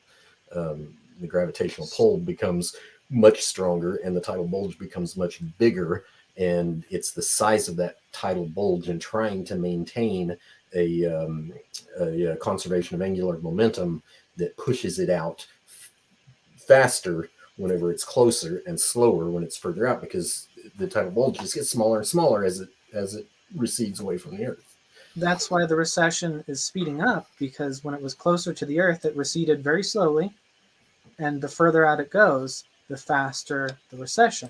So that's time moving forward, it's speeding up. Time moving backward, it's slowing down. So that's just the linear model is going to get the moon closer than the realistic model. So the linear model would be worst case scenario. It still isn't a problem at all. That's completely backwards physics, and like I've already shown, even 20,000 miles. I already explained it to you. That it's the size of the tidal bulge that's pushing it out, and the smaller that tidal bulge gets, the less it can push it out. So That's further why the back in recession time, is speeding up. huh? That's why the recession is speeding up, because the tidal It's bulge not. has less effect. No, no, it's the recession is not speeding up. It's slowing down. It gets slower and slower and slower. That's the physics. That's the literal Newtonian physics in planetary bodies. That's why, essentially, because we're talking about a Earth-Moon system, and the moon is getting further and further away from the sun, but the whole system is spinning, right? Well, then we've also got our planets spinning around the sun, and presumably you've got a similar effect, and then you've got solar systems spinning around galaxies, and you've got a similar effect, and then you've got clusters of galaxies that are spinning around themselves, and so this thing just keeps expanding out, and that's why you look like you have a continual spreading of space. But it is literally just straightforward physics that tells you that the closer it is, the faster it moves away, and the further it is, the slower it moves away. And again, 20,000 miles, just a mere 20,000 miles, is a big difference in gravitational pull and erosion. So no, the closer two objects are, the stronger the gravitational force is. Yeah, and So the more force it takes to escape. And the higher the tidal bulge, and it's the tidal bulge that's doing it. That's just the attraction of the moon to the Earth. So I don't know what to say. It's just bad physics. That's basic physics. I mean, I don't think I have to look very far into the open literature to know that geophysicists have been scratching their heads over this problem for a long time and still don't have an explanation. They solved it in the 90s. I think maybe they talked about it in the 90s and decided to quit talking about it, and I don't think they solved it. Okay. So anyway, I'll move on. We're talking about age of the Earth.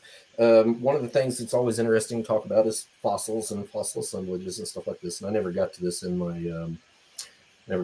my presentation. I had more slides and some extra stuff to cover. But anyway, one of the things that I found very interesting is, people are always talking about this Cambrian rabbit idea, which I think is just insane. Rabbits don't live in the bottom of the ocean floor, so why you want them buried with horseshoe crabs, I don't know. But anyway, talk about out-of-place fossils in general. One of the most dynamic out-of-place fossils, which is far worse than the Cambrian rabbit, is there's a place called Roraima Formation. It's in Argentina, where angiosperm pollens have been discovered. And it's such an eyesore for the evolutionary paradigm that pretty much nobody talks about it. They don't want to talk about it. They don't want to do any experiments to see. They just say, oh, contamination, rework, whatever, and basically just reject it out of hand without actually looking at the evidence. So I think things like that, not to mention there's also been some reports in some of the older literature that get completely ignored. All you have to do is come up with a story about reworking or contamination and say, poof, I've solved the problem. But if you actually go out and on site and look at where this stuff is found, you would not come to these conclusions. But insect legs have also been found in areas like this. And so the Roraima Formation is actually supposedly a little over 1 billion years.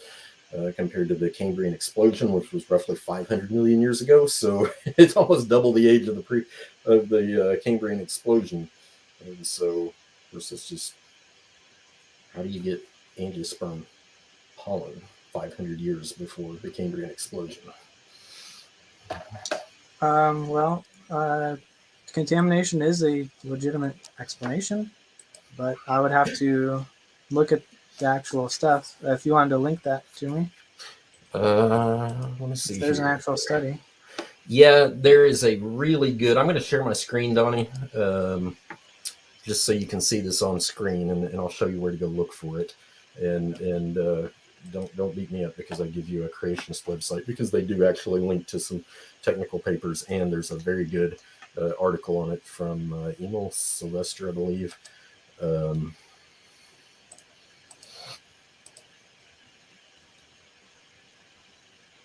Okay, so that's it right there.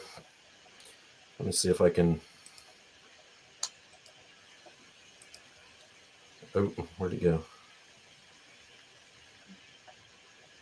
Here you go. It basically comes from this idea right here. There's an article on creation.com called Age of the Earth. And so what they do is they give some 100 or 200 evidences. I don't remember. 101, I think, is what it is. Evidences of a young Earth. And of course, dinosaur soft tissues always comes up. But they also talk about many other things that have geological context, biological context, whatever. But anyway, if you go look here, you will easily find, it's like bullet point number 6 in their list.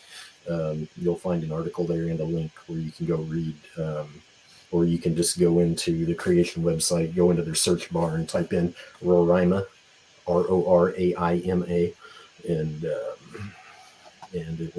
you'll find some very interesting articles on that where they talk about the ideas of contamination versus let's see if I had any of that directly mentioned here. Probably not. Anyway, that article will talk directly about the ideas of contamination. One of the ideas that was brought up is that pollen can't be in situ. It has to be contamination of some sort because it's not baked. Well, many fossils are found in igneous rock that aren't baked per se.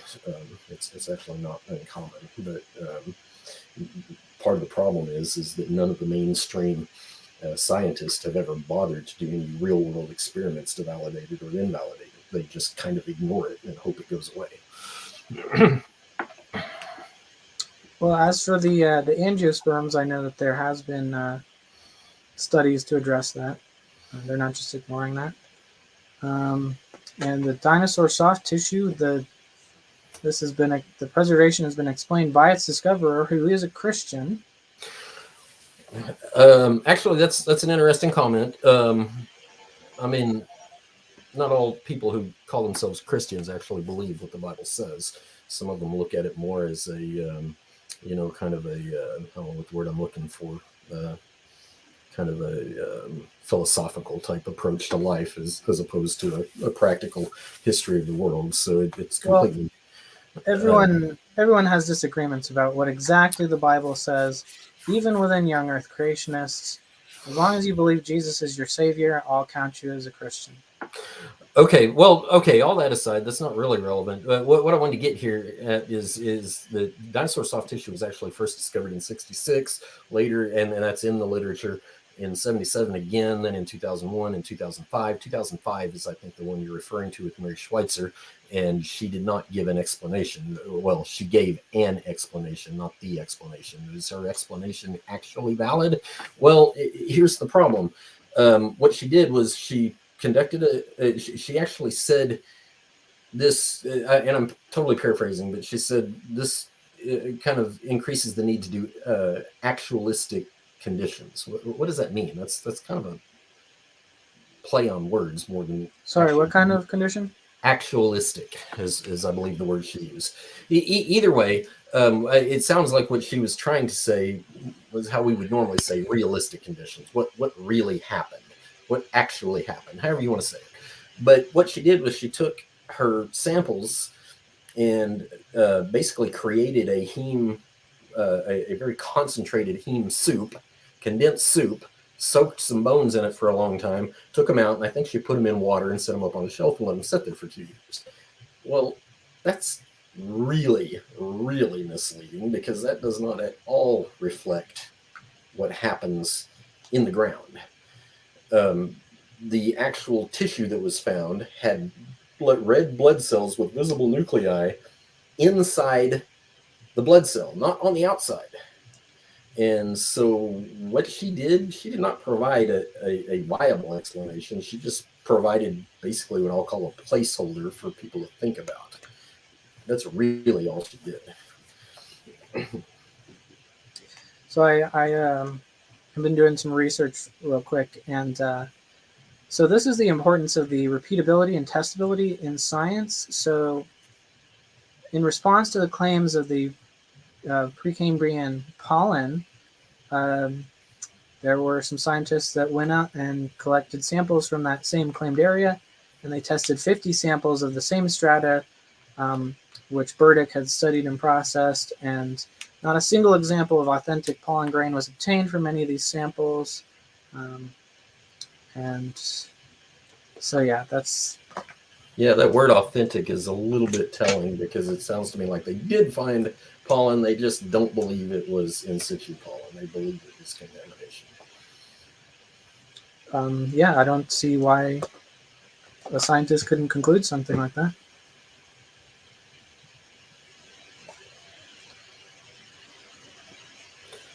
So, so basically, we've talked about a number of evidences, and I'll kind of dial it back out just a little bit. So the Bible does literally, if you just take a simple face value reading of Genesis 1 through 11, all of the verbiage in there is basically past tense verbs. God said, God created, God separated. There's a number of verbs used in there that are all past tense verbs, and it literally just, in a very straightforward, simple reading, looks like a historical narrative.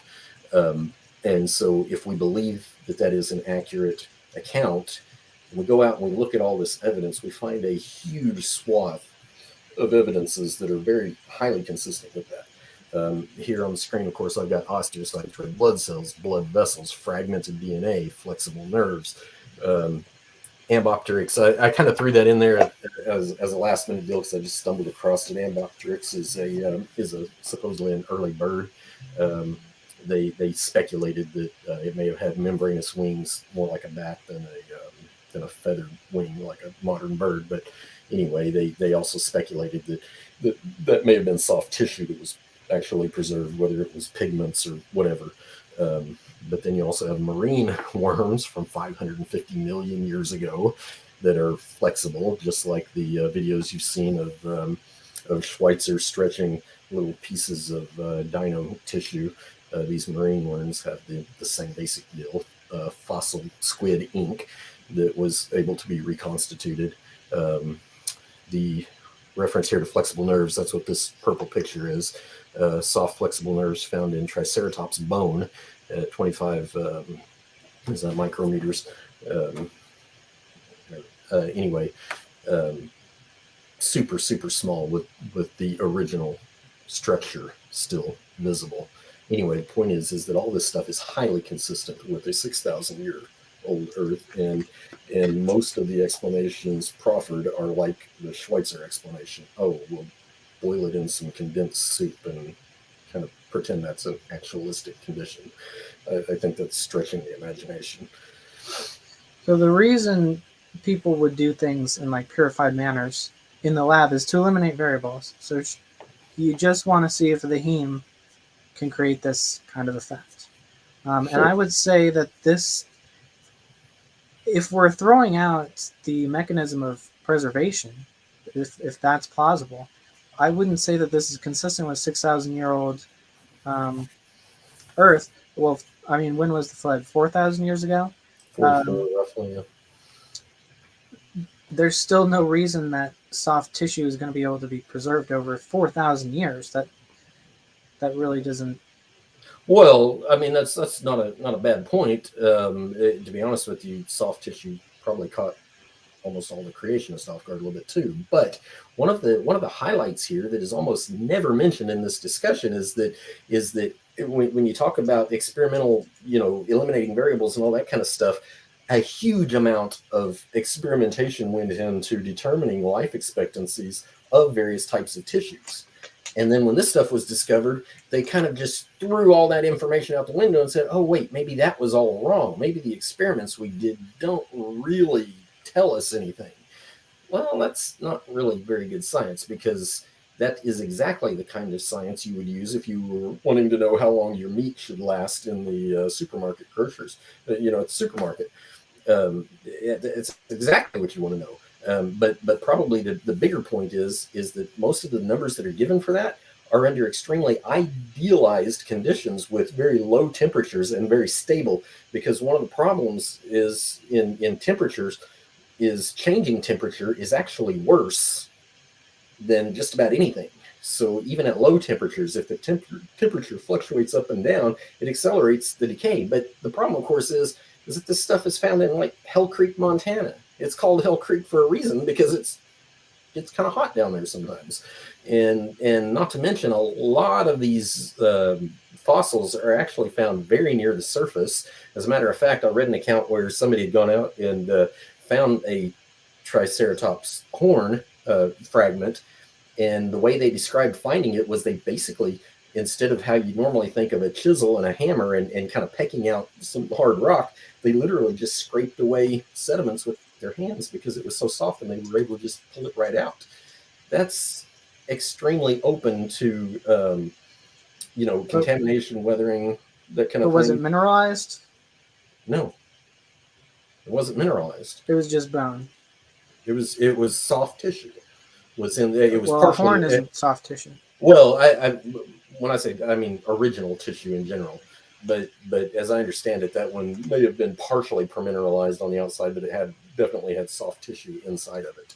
But the point is that we're not talking about idealistic conditions. We're talking about very hostile conditions, which makes the evolutionary timeline just so much more difficult to grasp. Well, hostile conditions are going to rot flesh either way. So in either case, there's going to have to be a preservation method, whether it's ice or some kind of chemical method. And environments change, obviously. No matter where you stand on man-made climate change, the climate does change, whether it's cyclical or not. It's not like it's just a hunk of meat. These are like hard body parts and remnants, that need to be processed in order to actually be soft.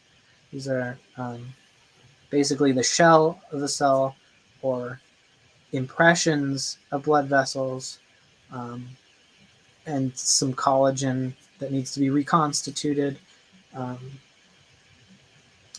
Hard parts like from crustaceans are going to preserve much more easily, but so it's not fresh meat by any means. You got to appreciate the irony, though, because you're basically arguing that there is some preservation method that randomly happens in nature that makes soft tissue last for 65 plus million years, but yet you can't get meat in the grocery store to last more than a couple of weeks.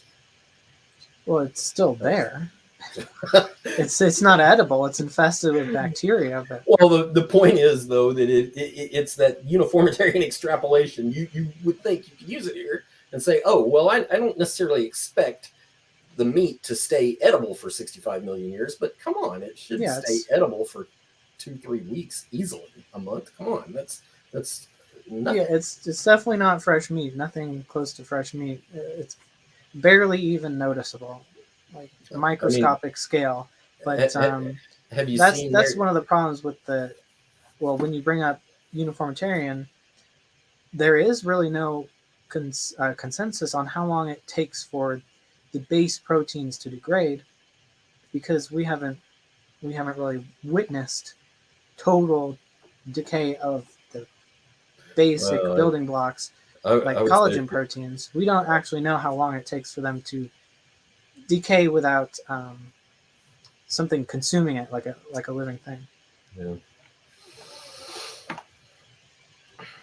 Well, let me jump in here, gentlemen. That is actually a couple minutes over on the discussion time. We did about 22 minutes for the first kind of round of the discussion, and then the same thing for the second round. So time has flown by. We are at 2 hours and 11 minutes. So before we go to the closing statements, though, I don't want to just kind of cut you guys off mid-thought. Why don't we take 30 seconds? We can start with you, Snake. 30 seconds just to kind of wrap up your thoughts in terms of the discussion, any final points you quickly wanted to make. Then we'll do the same thing for TRock, and then we'll go right into closing statement. So go ahead, Snake. Yeah, I think if there's a mechanism that can preserve something for 4,000 years, I'm not sure why we can't have that mechanism keep going for longer. Um, so, yeah, I guess I'll leave the rest for the closer. Sure, no problem. I appreciate that, guys. Thanks for a fantastic discussion and very easy to moderate. You're both cordial, easygoing, and kept it really equally timed. So I appreciate that. TRock, final thoughts, final points in terms of the discussion. So yeah, on that last point about extending a 4,000 year preservation to a 65 million preservation in engineering and mathematics, there are mathematical models that you develop, and so there are different ways to go about doing that. Two basic categories you can think of is the uniformitarian model, where you take something like a decay rate of a radioisotope, whatever, and it has a fairly simple equation with just a single term on one side and a single, it's not a single term, but it's a composite term on the other side. Anyway, there's only two pieces to the equation, one on each side of the equal sign, and that's a very uniformitarian approach. In engineering, though, there is another principle called piecewise functions, where you basically have to break things out into a bunch of different terms that are separate from each other, because each term represents a different time frame. And so the only reason in engineering that we use a more uniformitarian approach is because of simplicity. And we can verify the results in real time and not just assume that because our math looks good that the results are also going to look good.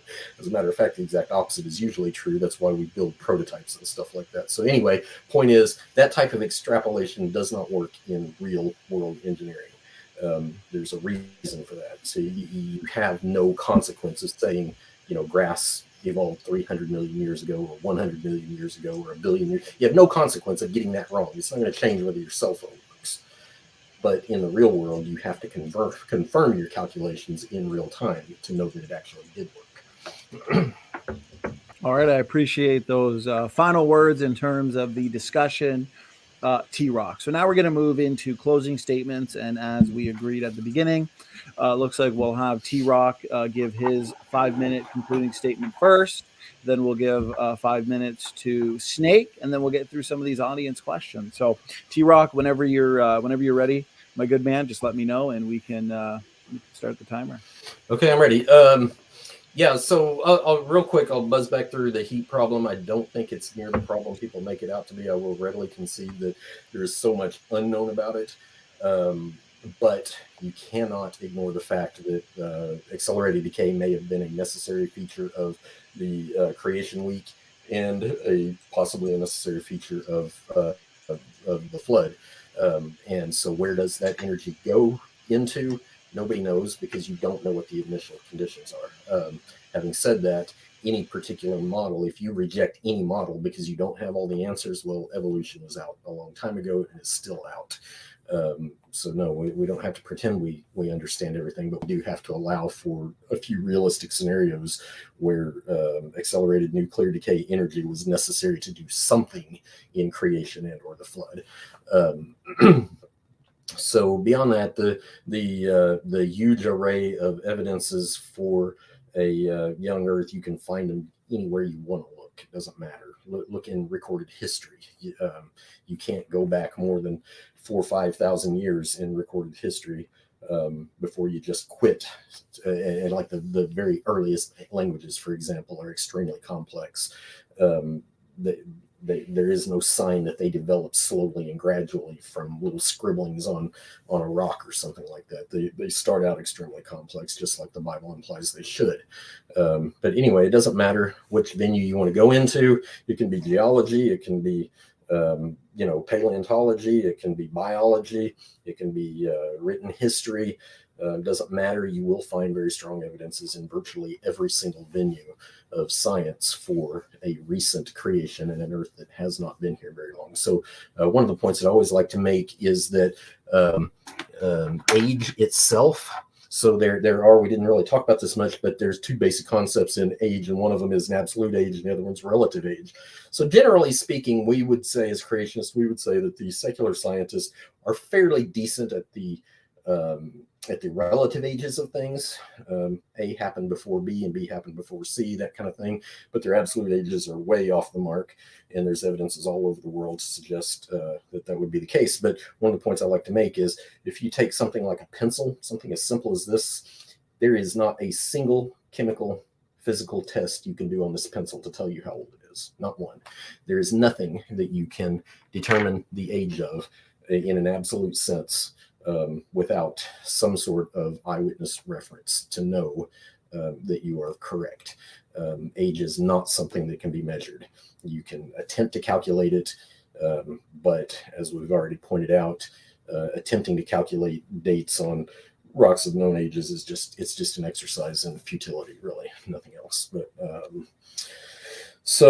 I think that's pretty much it for me. I think I'll leave it there and hopefully get a little more time in the queue. All right, I appreciate that concluding statement there, TRock, and we'll hand it over to Taylor. Taylor, you also have up to 5 minutes. Whenever you're ready, again, just make sure you unmute yourself, and you're good to go. All right, so let's see. I didn't see any real rebuttal to the heat problem. We went over some things that don't seem to be actual rebuttals. So basically, like, we went over how much heat would occur. Let's assume that maybe the heat was creating heavy elements. It's still, or the radioactive decay. That's they're getting lighter, but that still wouldn't get rid of the heat. So we kind of just have hand waving going on there. And we had some final thoughts about absolute dating. It was mentioned that there was like no context for the absolute dating, and we just sit down and calculate, or I think he said we don't just sit down and calculate, and then he did. It's a little bit of both. So, and the cross confirmation, he's right, is not done on everything, but it has been done, and there's been overlap. So the fact that that exists is cross confirmation. That is basically proof of the concept. So after we get that down, we don't have to do it every time because we know it works. As long as we know we're getting our math right, we know that it's at least more reliable than a religious book.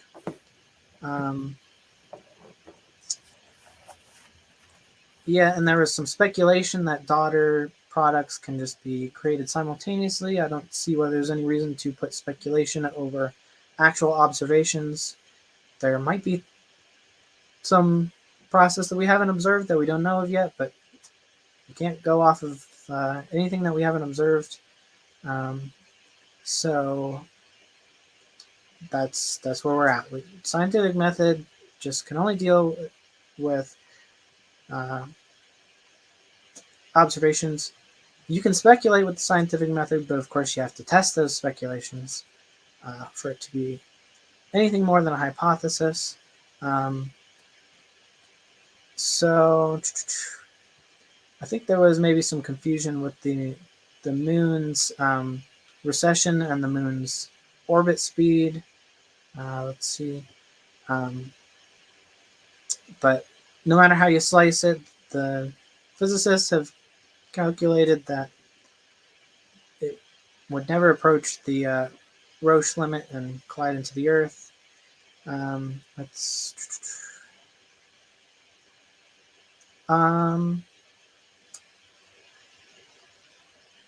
of the things mentioned about population problems that I don't think we really got to talk about much. He said that there were the predators would be outnumbered by the herbivores.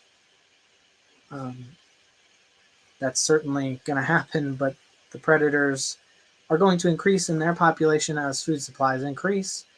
this is why human populations increase the way we're seeing, is because of food supplies.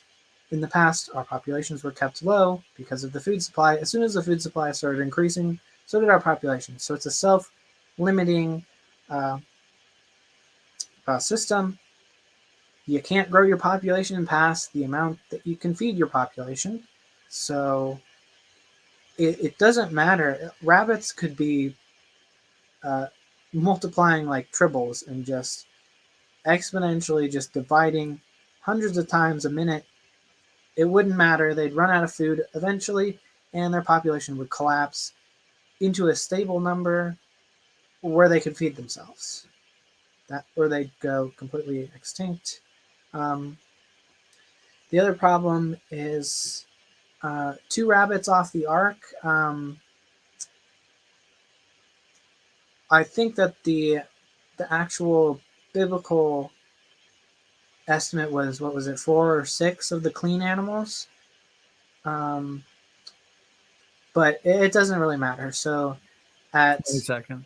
Okay, so at that low level of population, you are going to have genetic entropy. It's not called that, but you're going to have mutational meltdown with that level of extreme incest. So none of those populations could survive. All righty, perfect timing. And did I hear you say genetic entropy, Snake? You did. It is a thing with very low populations. Well, I appreciate it, Taylor and TRock. Fantastic debate. I got to say, we are going on 2.5 hours, and therefore, did either of you need a restroom break before we get into the questions, or are we good? I'm good. No. Okay. You guys got good endurance. So, yeah, why don't we just get right into the questions then? We've got some solid questions, as we usually do on this channel. Whoever the question is for, we'll make sure they get the last word. Let's say the question's for TRock. He can respond. Snake can add a few points. And then TRock will get the last word. So here we go. All the way back to the beginning. While you were off screen, TRock, we got through one question. So we're going to kind of skip that one and get to the next. And this one comes in from George Bond. George Bond has a question for SWR. Snake was right. So he says, secular erosion rates indicate erosion that would result in the land being flattened to sea level in 10 to 12 million years. Why do we still find fossils, and why believe the geological column? Well, the geological column is there, but I think that's assuming erosion without deposition rate. So erosion we know erosion can, I don't know what you call it. It can outstrip, it can go faster than the deposition rate sometimes, and other times the deposition rate is higher than the erosion rate. And sometimes that's just how it goes. All right, I appreciate it. TRock, anything you wanted to add to that? Sure. Just a shout out to George. I know you don't know who I am, but I like your passion, and thank you. So this is a real simple physics concept in erosion, and that is E equals 1/2 mv squared. That's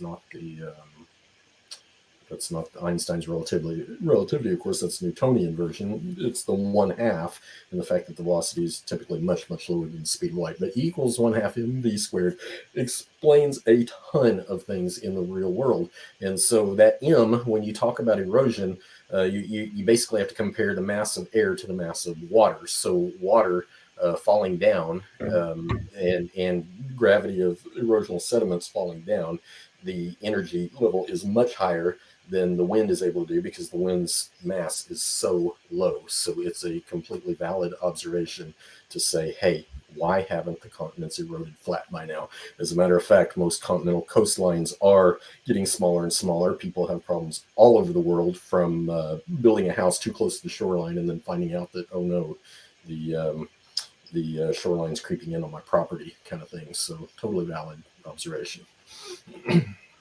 I appreciate that response. TRock, question was for you, Taylor, so you can have the last word. I think, no, we can move on. All right, perfect. So this one comes in from Jackson Rowe. And what I'll start doing, gentlemen, is putting it up on screen for you guys just to have a look for yourself. So here we go. Jackson Rowe. Question for, doesn't specify. I'm guessing it's for you, though, TRock. So he says, why do all meteorites come to an age of about 4 to 4.5 billion years with multiple radiometric methods? I think that's a bit of a misconception. So in scientific literature, there are basically two sets of data. Any scientist that's honest will tell you this. There's data that you collect, and then there's data that you report. They're not always the same. As a matter of fact, I would say a lot of times they're not the same. Why? Because you throw out anomalies that you think don't belong, and then you come up with some justification. Go, oh well, I think contamination, or oh, I think some weird thing happened and I just need to throw it out because it doesn't make sense. In reality, his question says multiple radiometric methods. Actually, the age of the Earth determined by the moon rocks that I alluded to earlier, you actually get a broad range of dates out of that moon rock. They're not commonly talked about. And it's basically just pick the one you think makes the most sense. That's it. I appreciate that response, TRock, and I appreciate the question, Jackson Rowe. Snake, anything you wanted to add to that? Any points you wanted to make? Well, I would say it's the reason why is because they're cross-confirming that they're that old, and the distinction between data you collect and data you report. You can report data you've collected, but it's probably just the difference between data that's kind of extrapolated. Like you have the data you collect, this amount of parent and daughter isotope. You do the calculations and then you report it. So both perfectly legitimate to report. Thank you. TRock, question was for you. You get the last word. So I will say that let's take the high ground for just a moment and say, okay, let's assume for the sake of argument that the stated claim is correct for 4.5 billion years with multiple radiometric dating methods. Again, I find that hugely unlikely with the naturalistic explanation of the origins of heavier elements because of the reasons I described earlier. The temperature, pressure, ionization gradient, blah, blah, blah, should be creating some of this stuff already. And it's largely just completely ignored and not even talked about. But having said all that, in the creation model, it actually makes more sense that an omnipotent God creates 100% pure parent isotope because he wants the heat to create other processes. One of the points I didn't mention earlier was that, I think I breezed over it, but it's an endothermic process, which means it takes huge amounts of energy to create the heavier elements. And so where did that energy come from? Accelerated decay is a plausible explanation. And so with that, uniform, universe-wide accelerated decay, so that no matter where you are in the universe, you see the same appearance of accelerated decay. Well, we know that it wouldn't be the same accelerated rate because each layer has different rates.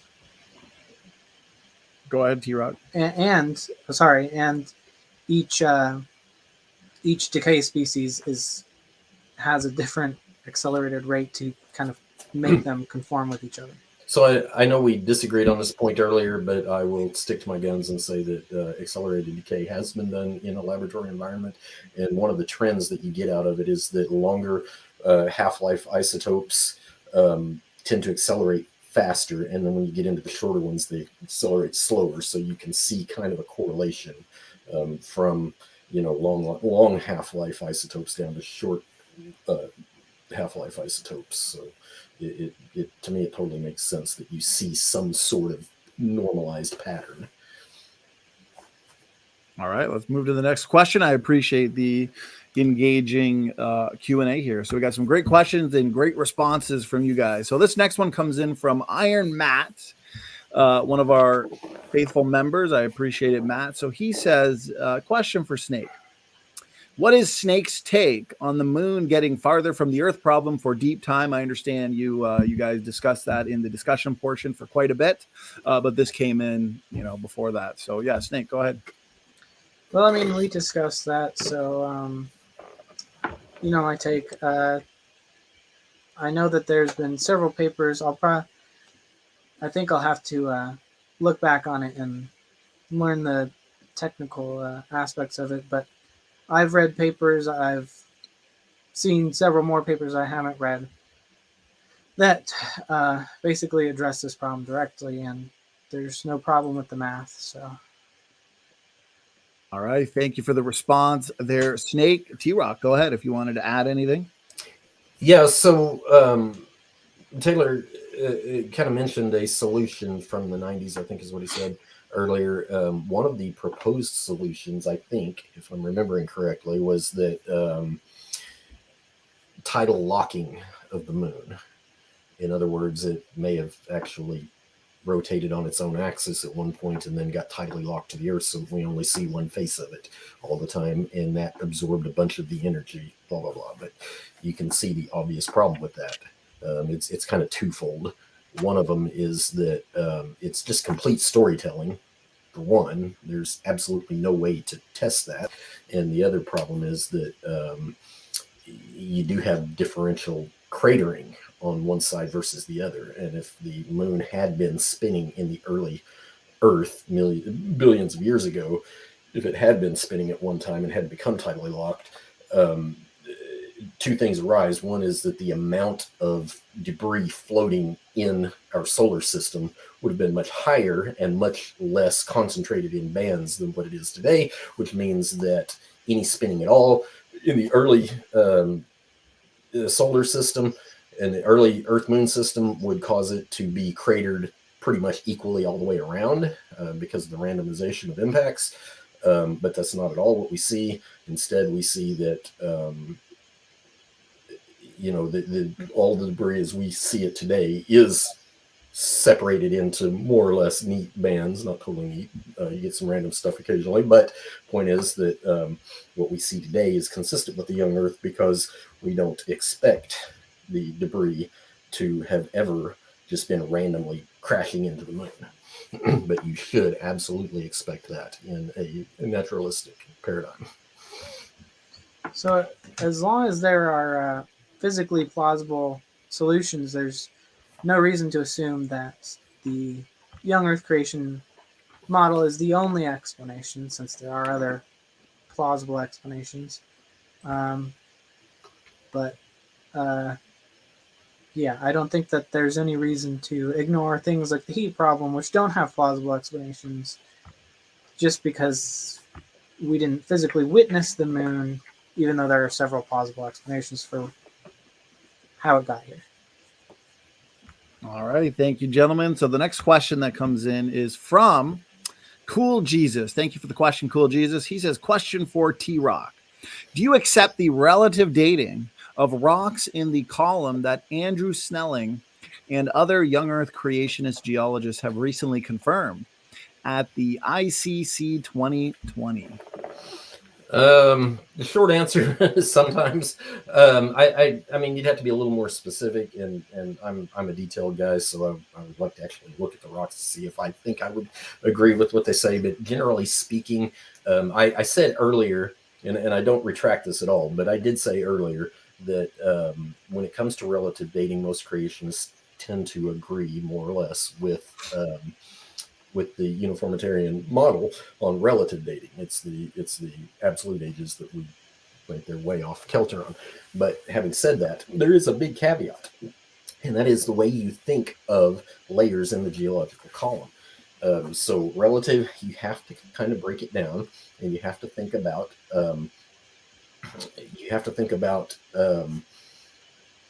processes. So in uniformitarian model, you don't think of, it's not that you don't think of processes, but you relate every single strata in the column to time.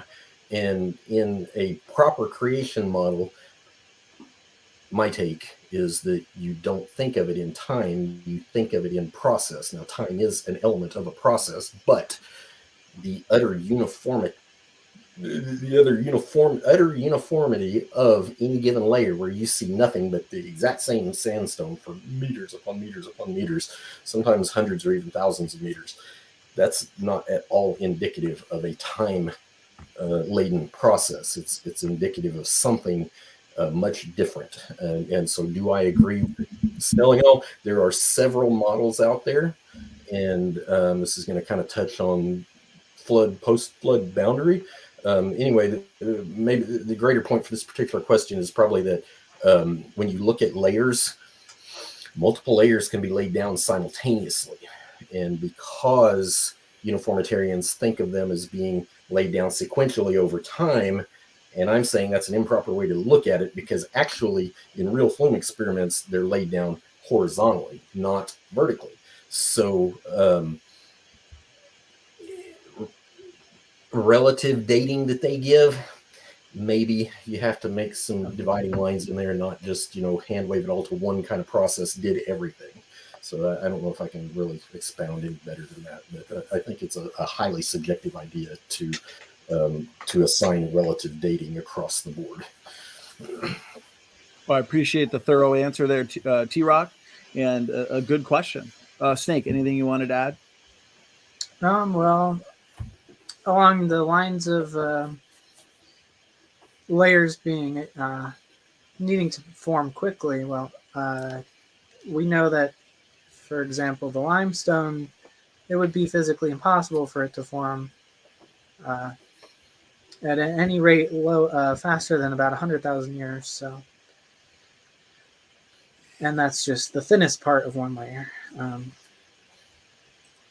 And environments change, so I think that accounts for different mineral composition. Processes may tend to be the same for a long time and then change. So I don't see a problem there. All right, and before you give your last word, TRock, he gave a shout out to George Bond earlier. He gives a super chat. I appreciate the support.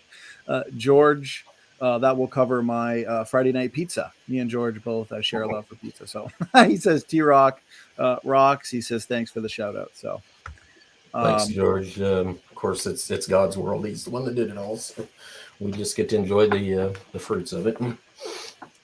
So anyway, last word on that particular question. Where was I going to go with that? Processes in time. Whenever you hear a skeptic say it must take so much time to do a certain process, they kind of end up having to eat their words over and over and over on that. Two things emerge from that. Number one, you can look at things like diamonds, coal, fossils, oil, opals, rubies, you name it. If you want to make them quickly in a lab, you can find a way. There are methods to do those kinds of things. We've been indoctrinated for so long that all these things take so much time, and because they've just pounded it into the textbooks for decades now. But of course, when you want it to happen fast, you can make it. You can find the circumstances that make it happen fast, and I don't suppose limestone is going to be any different. The other thing that emerges from that is that typically what I find very common in secular science is that whenever they do an experiment, well, and to be fair, some of it really is a matter of practicality. You can't test every single circumstance, every single combination of physical characteristics and events and whatever. But they tend to have a very narrow scope of what they think they should test. So in the limestone, I'm supposing that probably what they're actually doing is saying, oh, must be a calm, placid sea under this temperature. It must sit there, and then that's how they do their experiment. And then they go, oh, see, it takes thousands of years per inch or whatever. In reality, they haven't run the full gauntlet of physical scenarios that could produce thick layers of limestone. Well, there are no known natural processes you can do that. You could obviously find some artificial laboratory methods of making pretty much any material, but they have tested turbulent, hot oceans from the whole gamut down to the cold, calm waters, or is it warm, calm waters? Anyway, those conditions were found to be the ideal conditions because they tested the whole range of conditions. Go ahead, TRock. You can have the last word. Oh, I had a thought and it kind of slipped my mind here, but I'm going to say no. That's almost certainly not going to be true for 100% of what you really need to know. It's just it's science. It's slow. It really is. And like I said, there's very practical reasons for not being overly exasperative in your experiments and stuff. But like I said, if you thought you needed a way to do it, you would find a way. And when you say, this was the thought I was kind of stumbling across, when you say there are no naturalistic processes, that's just question begging. You're literally saying, see, it took that long because it's in nature, but how do you actually demonstrate that? You can't. Nobody lives long enough to see a process take 10,000 years. So it's just circular reasoning and question begging. Well, as far as we know, that's how long it takes. Science always leaves the door open for new information, and that's the point. We assume natural conditions, and we don't assume miracles and that there's a giant alien or a god using the Earth as a laboratory. That wouldn't be science. All right. To be fair, since it was TRock's question, real quick final word, Okay. TRock, then we'll get on to the next. That was just another exercise in circular reasoning. So, yeah. All right, guys. Good back and forth. Good back and forth. So this one comes in from Sunflower, $5 super chat. I appreciate the support, Sunflower. This one is for you, Snake. So he asks, what if the ice mass of Antarctica was way more than it is now, and the heat from the accelerated decay went into that ice and melted it into water? What are your thoughts, Snake? Well, then it would still, the heat would still boil off about 20 times more water than that, if not more. I appreciate it. TRock, anything you wanted to add? Yeah, I mean, as a creationist, I'm personally, I'm fully, like I said, I don't invoke miracles of any sort unless the Bible gives you a specific reason to, and I really believe that any perceived heat problem is a feature of either creation week or initiating the flood, one of those two. And so most creationist mainstream view is that the ice age was a product, it was an aftermath of the flood. So the heat had already been dissipated in whatever form it needed to be before the ice age came. Thank you, TRock. Snake, quick final word. Well, that sounds like question begging. Just going with the assumption and ending with the assumption. Oh, you guys are coming at each other with the fallacies. I like it. I like it. So here we go. Next one comes in from Pseudonym, $5 super chat. Question for both. So he asks, do you agree with the out of Africa theory? How would you relate it to the age of the world via human speciation / population that did not come into contact? I guess the last question was snakes, I believe. So we could have TRock start here if you'd like to. Okay, so how would you relate it to the age of the world via human speciation population that didn't come into contact? Okay, so do I agree with out of Africa theory? No.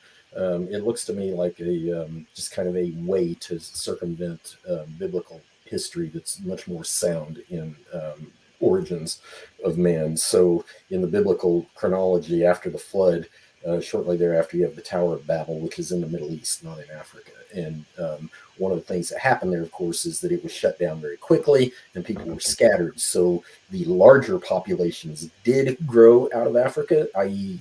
in Egypt.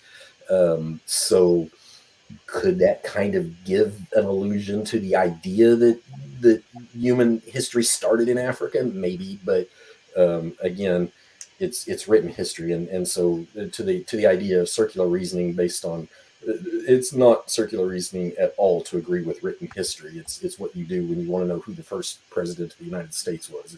It's what you do when you want to know when Mount Vesuvius erupted. I mean, written history is what you start with. It's not at all circular reasoning.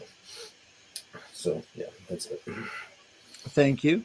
TRock. Snake, anything you wanted to add? Well, I guess it's a question for both, so go ahead. Your turn. Yeah, so I'm not sure if it would be the case that a modern type human walked out, developed, evolved in Africa and walked out into the Middle East and spread from there.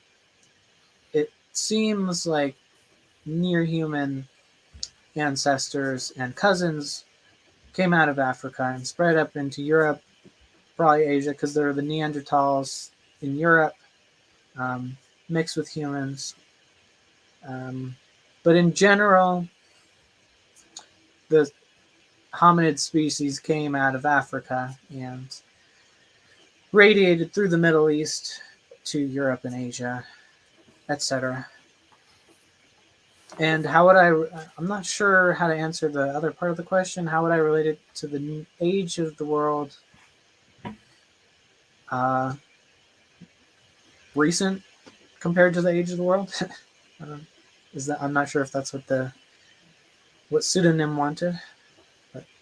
No, I think it was good responses from the both of you. I appreciate it. Pseudonym did send in another question in the form of a super chat. I appreciate the support. This one is just specifically for you, TRock. So it's up on screen. I'm reading it word for word. He said, "What sand? How did it end up in desert land?" I guess to reword it, maybe he's wondering how you explain desert. Yeah, go ahead. Yeah, so it's pretty widely understood across all of mainstream science that virtually every square inch of the planet has been underwater at some point. And so when you actually look at the desert sands in say the Middle East, what you really find out is that used to be a very lush place. There are fossils in there, that marine fossils among others. There is evidence of a much more moderate climate in the past. Same for the desert sands of Africa. And so to insinuate that the sand is the product of a pure Aeolian desert is just, it's absurd even on the face of uniformitarian thought. Thank you for the answer, TRock. Snake, anything you wanted to add real quick? Well, I think maybe the implication might be that the sand got there because it was eroded and from some other layer and then moved over either underwater or from wind. So maybe the implication is that it could relate somehow to how conditions will change. Some type of rock will erode, blow over, move, or flow over to some other area and create distinct layers like that. Thank you, Snake. Final word there, TRock. Yeah, so I mean, I don't mean to altogether be dismissive of the question or anything, but I will point out to his point maybe that in desert sands, so the difference between wind erosion and water erosion, you'll end up with two different abrasion profiles and edging profiles of the grains. True enough, but that doesn't. Part of it is some of this stuff can happen chemically and leave you with no idea whatsoever of what the origin of the initial erosion was caused by. True enough. But having said that, how many feet of sand do you have in the Middle East or in Africa, and how close to the surface are so many fossils found? The answer is there's a huge amount of fossil stuff, and it's very close to the surface. So that is highly indicative that the original erosion was indeed water, and whatever 4,000 years worth of wind abrasion that you get can kind of obscure it. But the bottom line is you're going to have to defer to the fact that you got so many fossils in it. I appreciate it.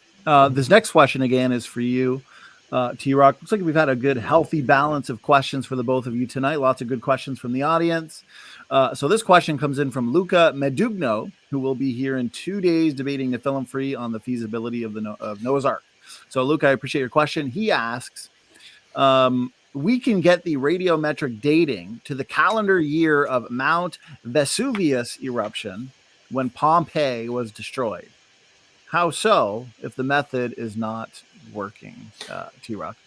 Okay, so that word radiometric is very generic, and so we are not talking about potassium argon. We're not talking about uranium lead. We're not talking about rubidium strontium.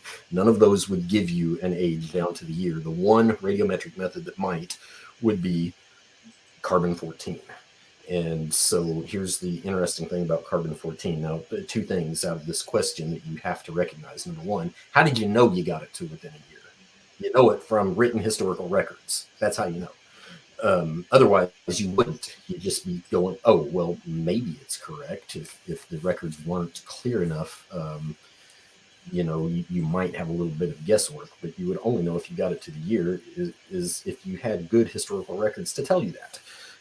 So the method is valid in carbon-14, but there's a trick about carbon-14 too that we haven't really talked about, and that is that there is a calibration curve. I talked about piecewise mathematical modeling earlier, and carbon-14 is one of those examples, because what you do is you have to recognize that carbon-14 buildup in the atmosphere is non-linear, and so you have to kind of do some extrapolation on that. Plus, you have to combine it with the fact that detonation of nuclear bomb testing and all that kind of stuff can alter the amount of carbon-14. Anyway, the point is that events can happen in the world that change the ratio of carbon-12 and carbon-14. So it is, again, it is a valid method, but it has to have some sort of geological or archaeological context to confirm it against. Thank you, TRock, for the thorough answer. Snake, anything you wanted to add to that? Yeah, I mean, that we know a lot of the limitations of these testing methods, and the fact that carbon-14 content basically correlates to the amount of carbon in the atmosphere at the time.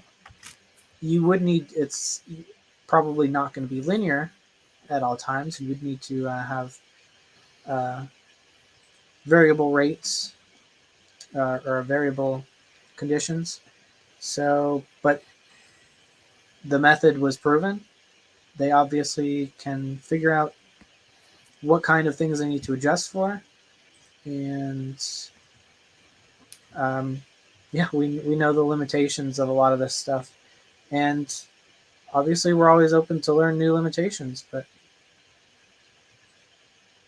we can only go with the information we have at the time. Thank you for the response there, Snake. And TRock, final word? Yeah, no, he basically reiterated what I said. That is, you perform the test, you compare it to a known geological or archaeological context, and that's how you know whether to make an adjustment or not in the story. All right, gentlemen. Well, so we've got. Yeah, go ahead. Sorry, if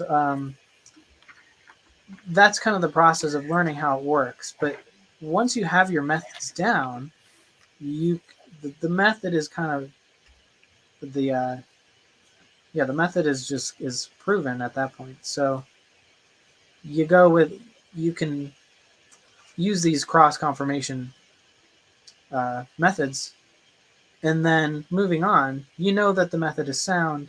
You don't have to cross confirm every single time you test every single thing, because you already know what methods get you to the accuracy in the first place. And TRock, final word. Question was for you. Yeah, no, I mean, again, put that to the test on some other context besides carbon-14 dating. Nothing I've said is at all disputed in mainstream literature, but put it to the test on what I talked about, the moon rocks.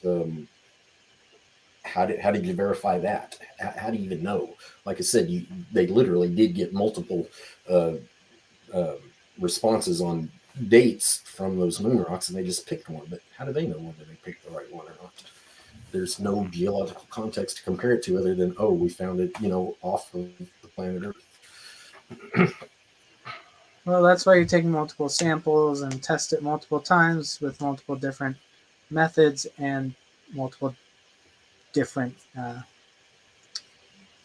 labs. So generally a trend emerges.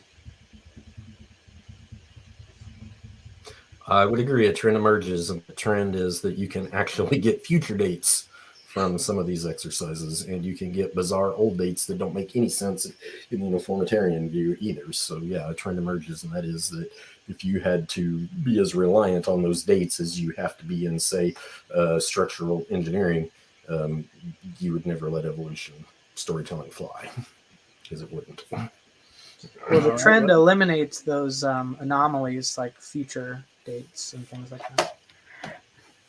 Battle of the final words on this one. Who's gonna get it? Who's gonna get it? I'll let it go. I think I made my point. All right, here we go. So what we'll do, because the timer went off a few minutes ago, it's been a great audience Q&A. We've got questions forever. So what I'll have to do is just kind of wind it down with these last two questions. They are super chats. So I got to make sure I get the super chats in, and apologies to anybody whose question we didn't get to, but it's been a great Q&A, and we're about to hit the 3-hour mark. So, I want to be respective of the time of the debaters. So this one comes in from Sunflower, another super chat. I appreciate it. He says, question for Snake was right.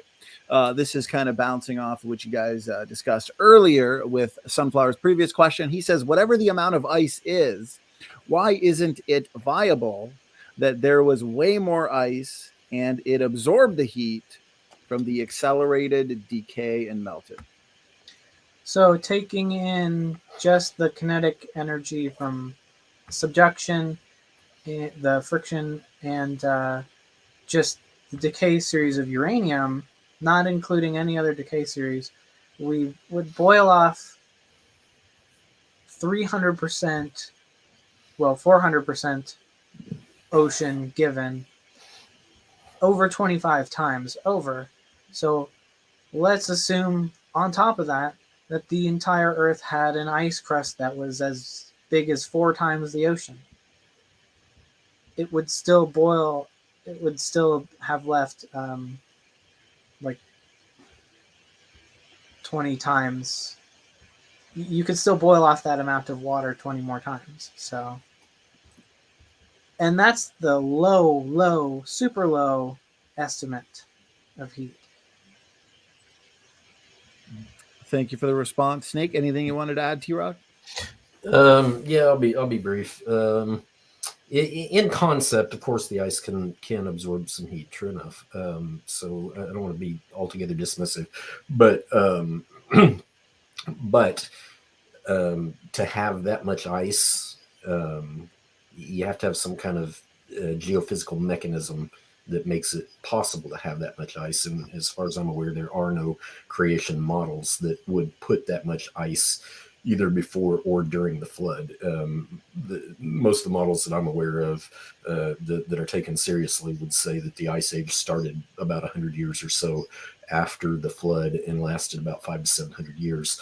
So as far as being a mechanism to absorb heat from radiation, it just doesn't fit any of the current creation models. But besides all that, the idea that there's so much heat that it would just evaporate it all just still, again, completely ignores the fact that you may need some of the accelerated decay to even create the Earth in the beginning, and you may need some accelerated decay to initiate the flood. So that's where I think the majority of the heat, almost all the heat, went. Well, even if you need the heat to create the Earth and initiate the flood, that doesn't get rid of the heat. All right, so here is the final question. This is another question from Pseudonym, another super chat. I appreciate it, Pseudonym. So this time it is for you, Snake. He asks, if carbon-14 dating has a half-life of 6,000 years, how do you date anything more than, let's say, 12,000 years without saying carbon-14 dating / isotopes? Well, this seems to be a misunderstanding of how half-lives work. So, if you have a half-life of 6,000 and you have 2 rounds of 6,000, so 12,000, you're not going to have 0 of your sample left. You're going to have a quarter of it left, because after 6,000 years, half of it is left. So then after the next 6,000 years, half of that is left. So you'd have a quarter left. Next half-life, you'd have an eighth left. So each round of the half-life, you're only losing half of it. It's not half now and then half later because it's half of what's left each time. If that makes sense. But carbon dating is not accurate. Even like with the most accurate equipment, maybe you can get up to like 30,000 years. Anything you wanted to add, TRock? Yeah, there's a just a quick comment on carbon dating in general. There's a phrase that they use that's a little bit telling if you pay attention, and that is they will sometimes refer to what they call carbon years, as opposed to real calendar years, and that is because it's well understood that attempting to carbon date something again has to have a geological context of some sort, as nobody believes there would be an archaeological context past about 6,000 to 8,000 years maximum by secular reasoning. So other than that, as far as the method itself goes, Taylor kind of touched on it, and that is that the half-life thing, when you're counting actual isotopes of carbon-14, you can accurately count them out to about 50 to 70,000 carbon years, so 12,000, not really a big deal. Of course, that doesn't at all address the huge anomaly with all the carbon-14 that's in diamonds and coal and pretty much everything else that's of biological origin or otherwise. Diamonds aren't actually biological origin that I'm aware of, but anyway, it just kind of highlights the problem with how you perceive dating methods and their accuracy. Go ahead, Snake. You get the final word. Well, I would address that, at least from what I've read, the claims about diamond contamination with carbon was actually lab contamination. It was from the equipment. All right. Guys, we did it. We are over the 3-hour mark. Great endurance from the both of you. Fantastic technical discussion. You guys came in with a lot of good points and arguments. I appreciate it. Thanks again for a great debate. Before we shut it down, though, as we like to do, final thoughts, final words from the debaters, TRock and Snake. Why don't we start with you, TRock? This was technically your first time here on the channel, and thanks again for giving us your time. Yeah, go ahead. Final words, final thoughts. Yeah, real quick, I want to apologize again for the blunder earlier on the share screen thing. It's just bizarre. I hate to have wasted everybody's time like that, but stuff happens. Anyway, thank you, Taylor, again for joining the discussion. I know that I'm a bit resolute sometimes in my comments, but I truly do hope that I'm not coming across as disrespectful or demeaning in any way. It's just that, you have to employ real physics and real logic. And so I tend to be a little bit resolute in those things. But either way, it's been a great discussion. I appreciate everything. Thank you, Donnie, for hosting us. Just a quick idea that I thought you might be interested in. Maybe you can take a poll and see what other people think. But I think it'd be a great debate to have engineering background versus engineering background on whether life is designed on the Earth. Two engineering perspectives that are diametrically opposed. So anyway, with that, I am done with my commentary. Thank you. I appreciate it. I think that's a great idea. Definitely want to have you both back on for 2022. We want to make 2022 even bigger and better than 2021. So we are always open to new topic ideas. So I appreciate the final words. TRock, we'll hand it over to you, Taylor. Thanks again for doing this. Final words, final thoughts. Go ahead. Yeah, thanks for the debate. Definitely one of the more cordial events, enjoyable. Yeah, I've done this topic about 3 times in a row now, so maybe something something new next time. Something novel. Yeah. Absolutely. I appreciate it, guys. You made for a cordial, intellectual debate.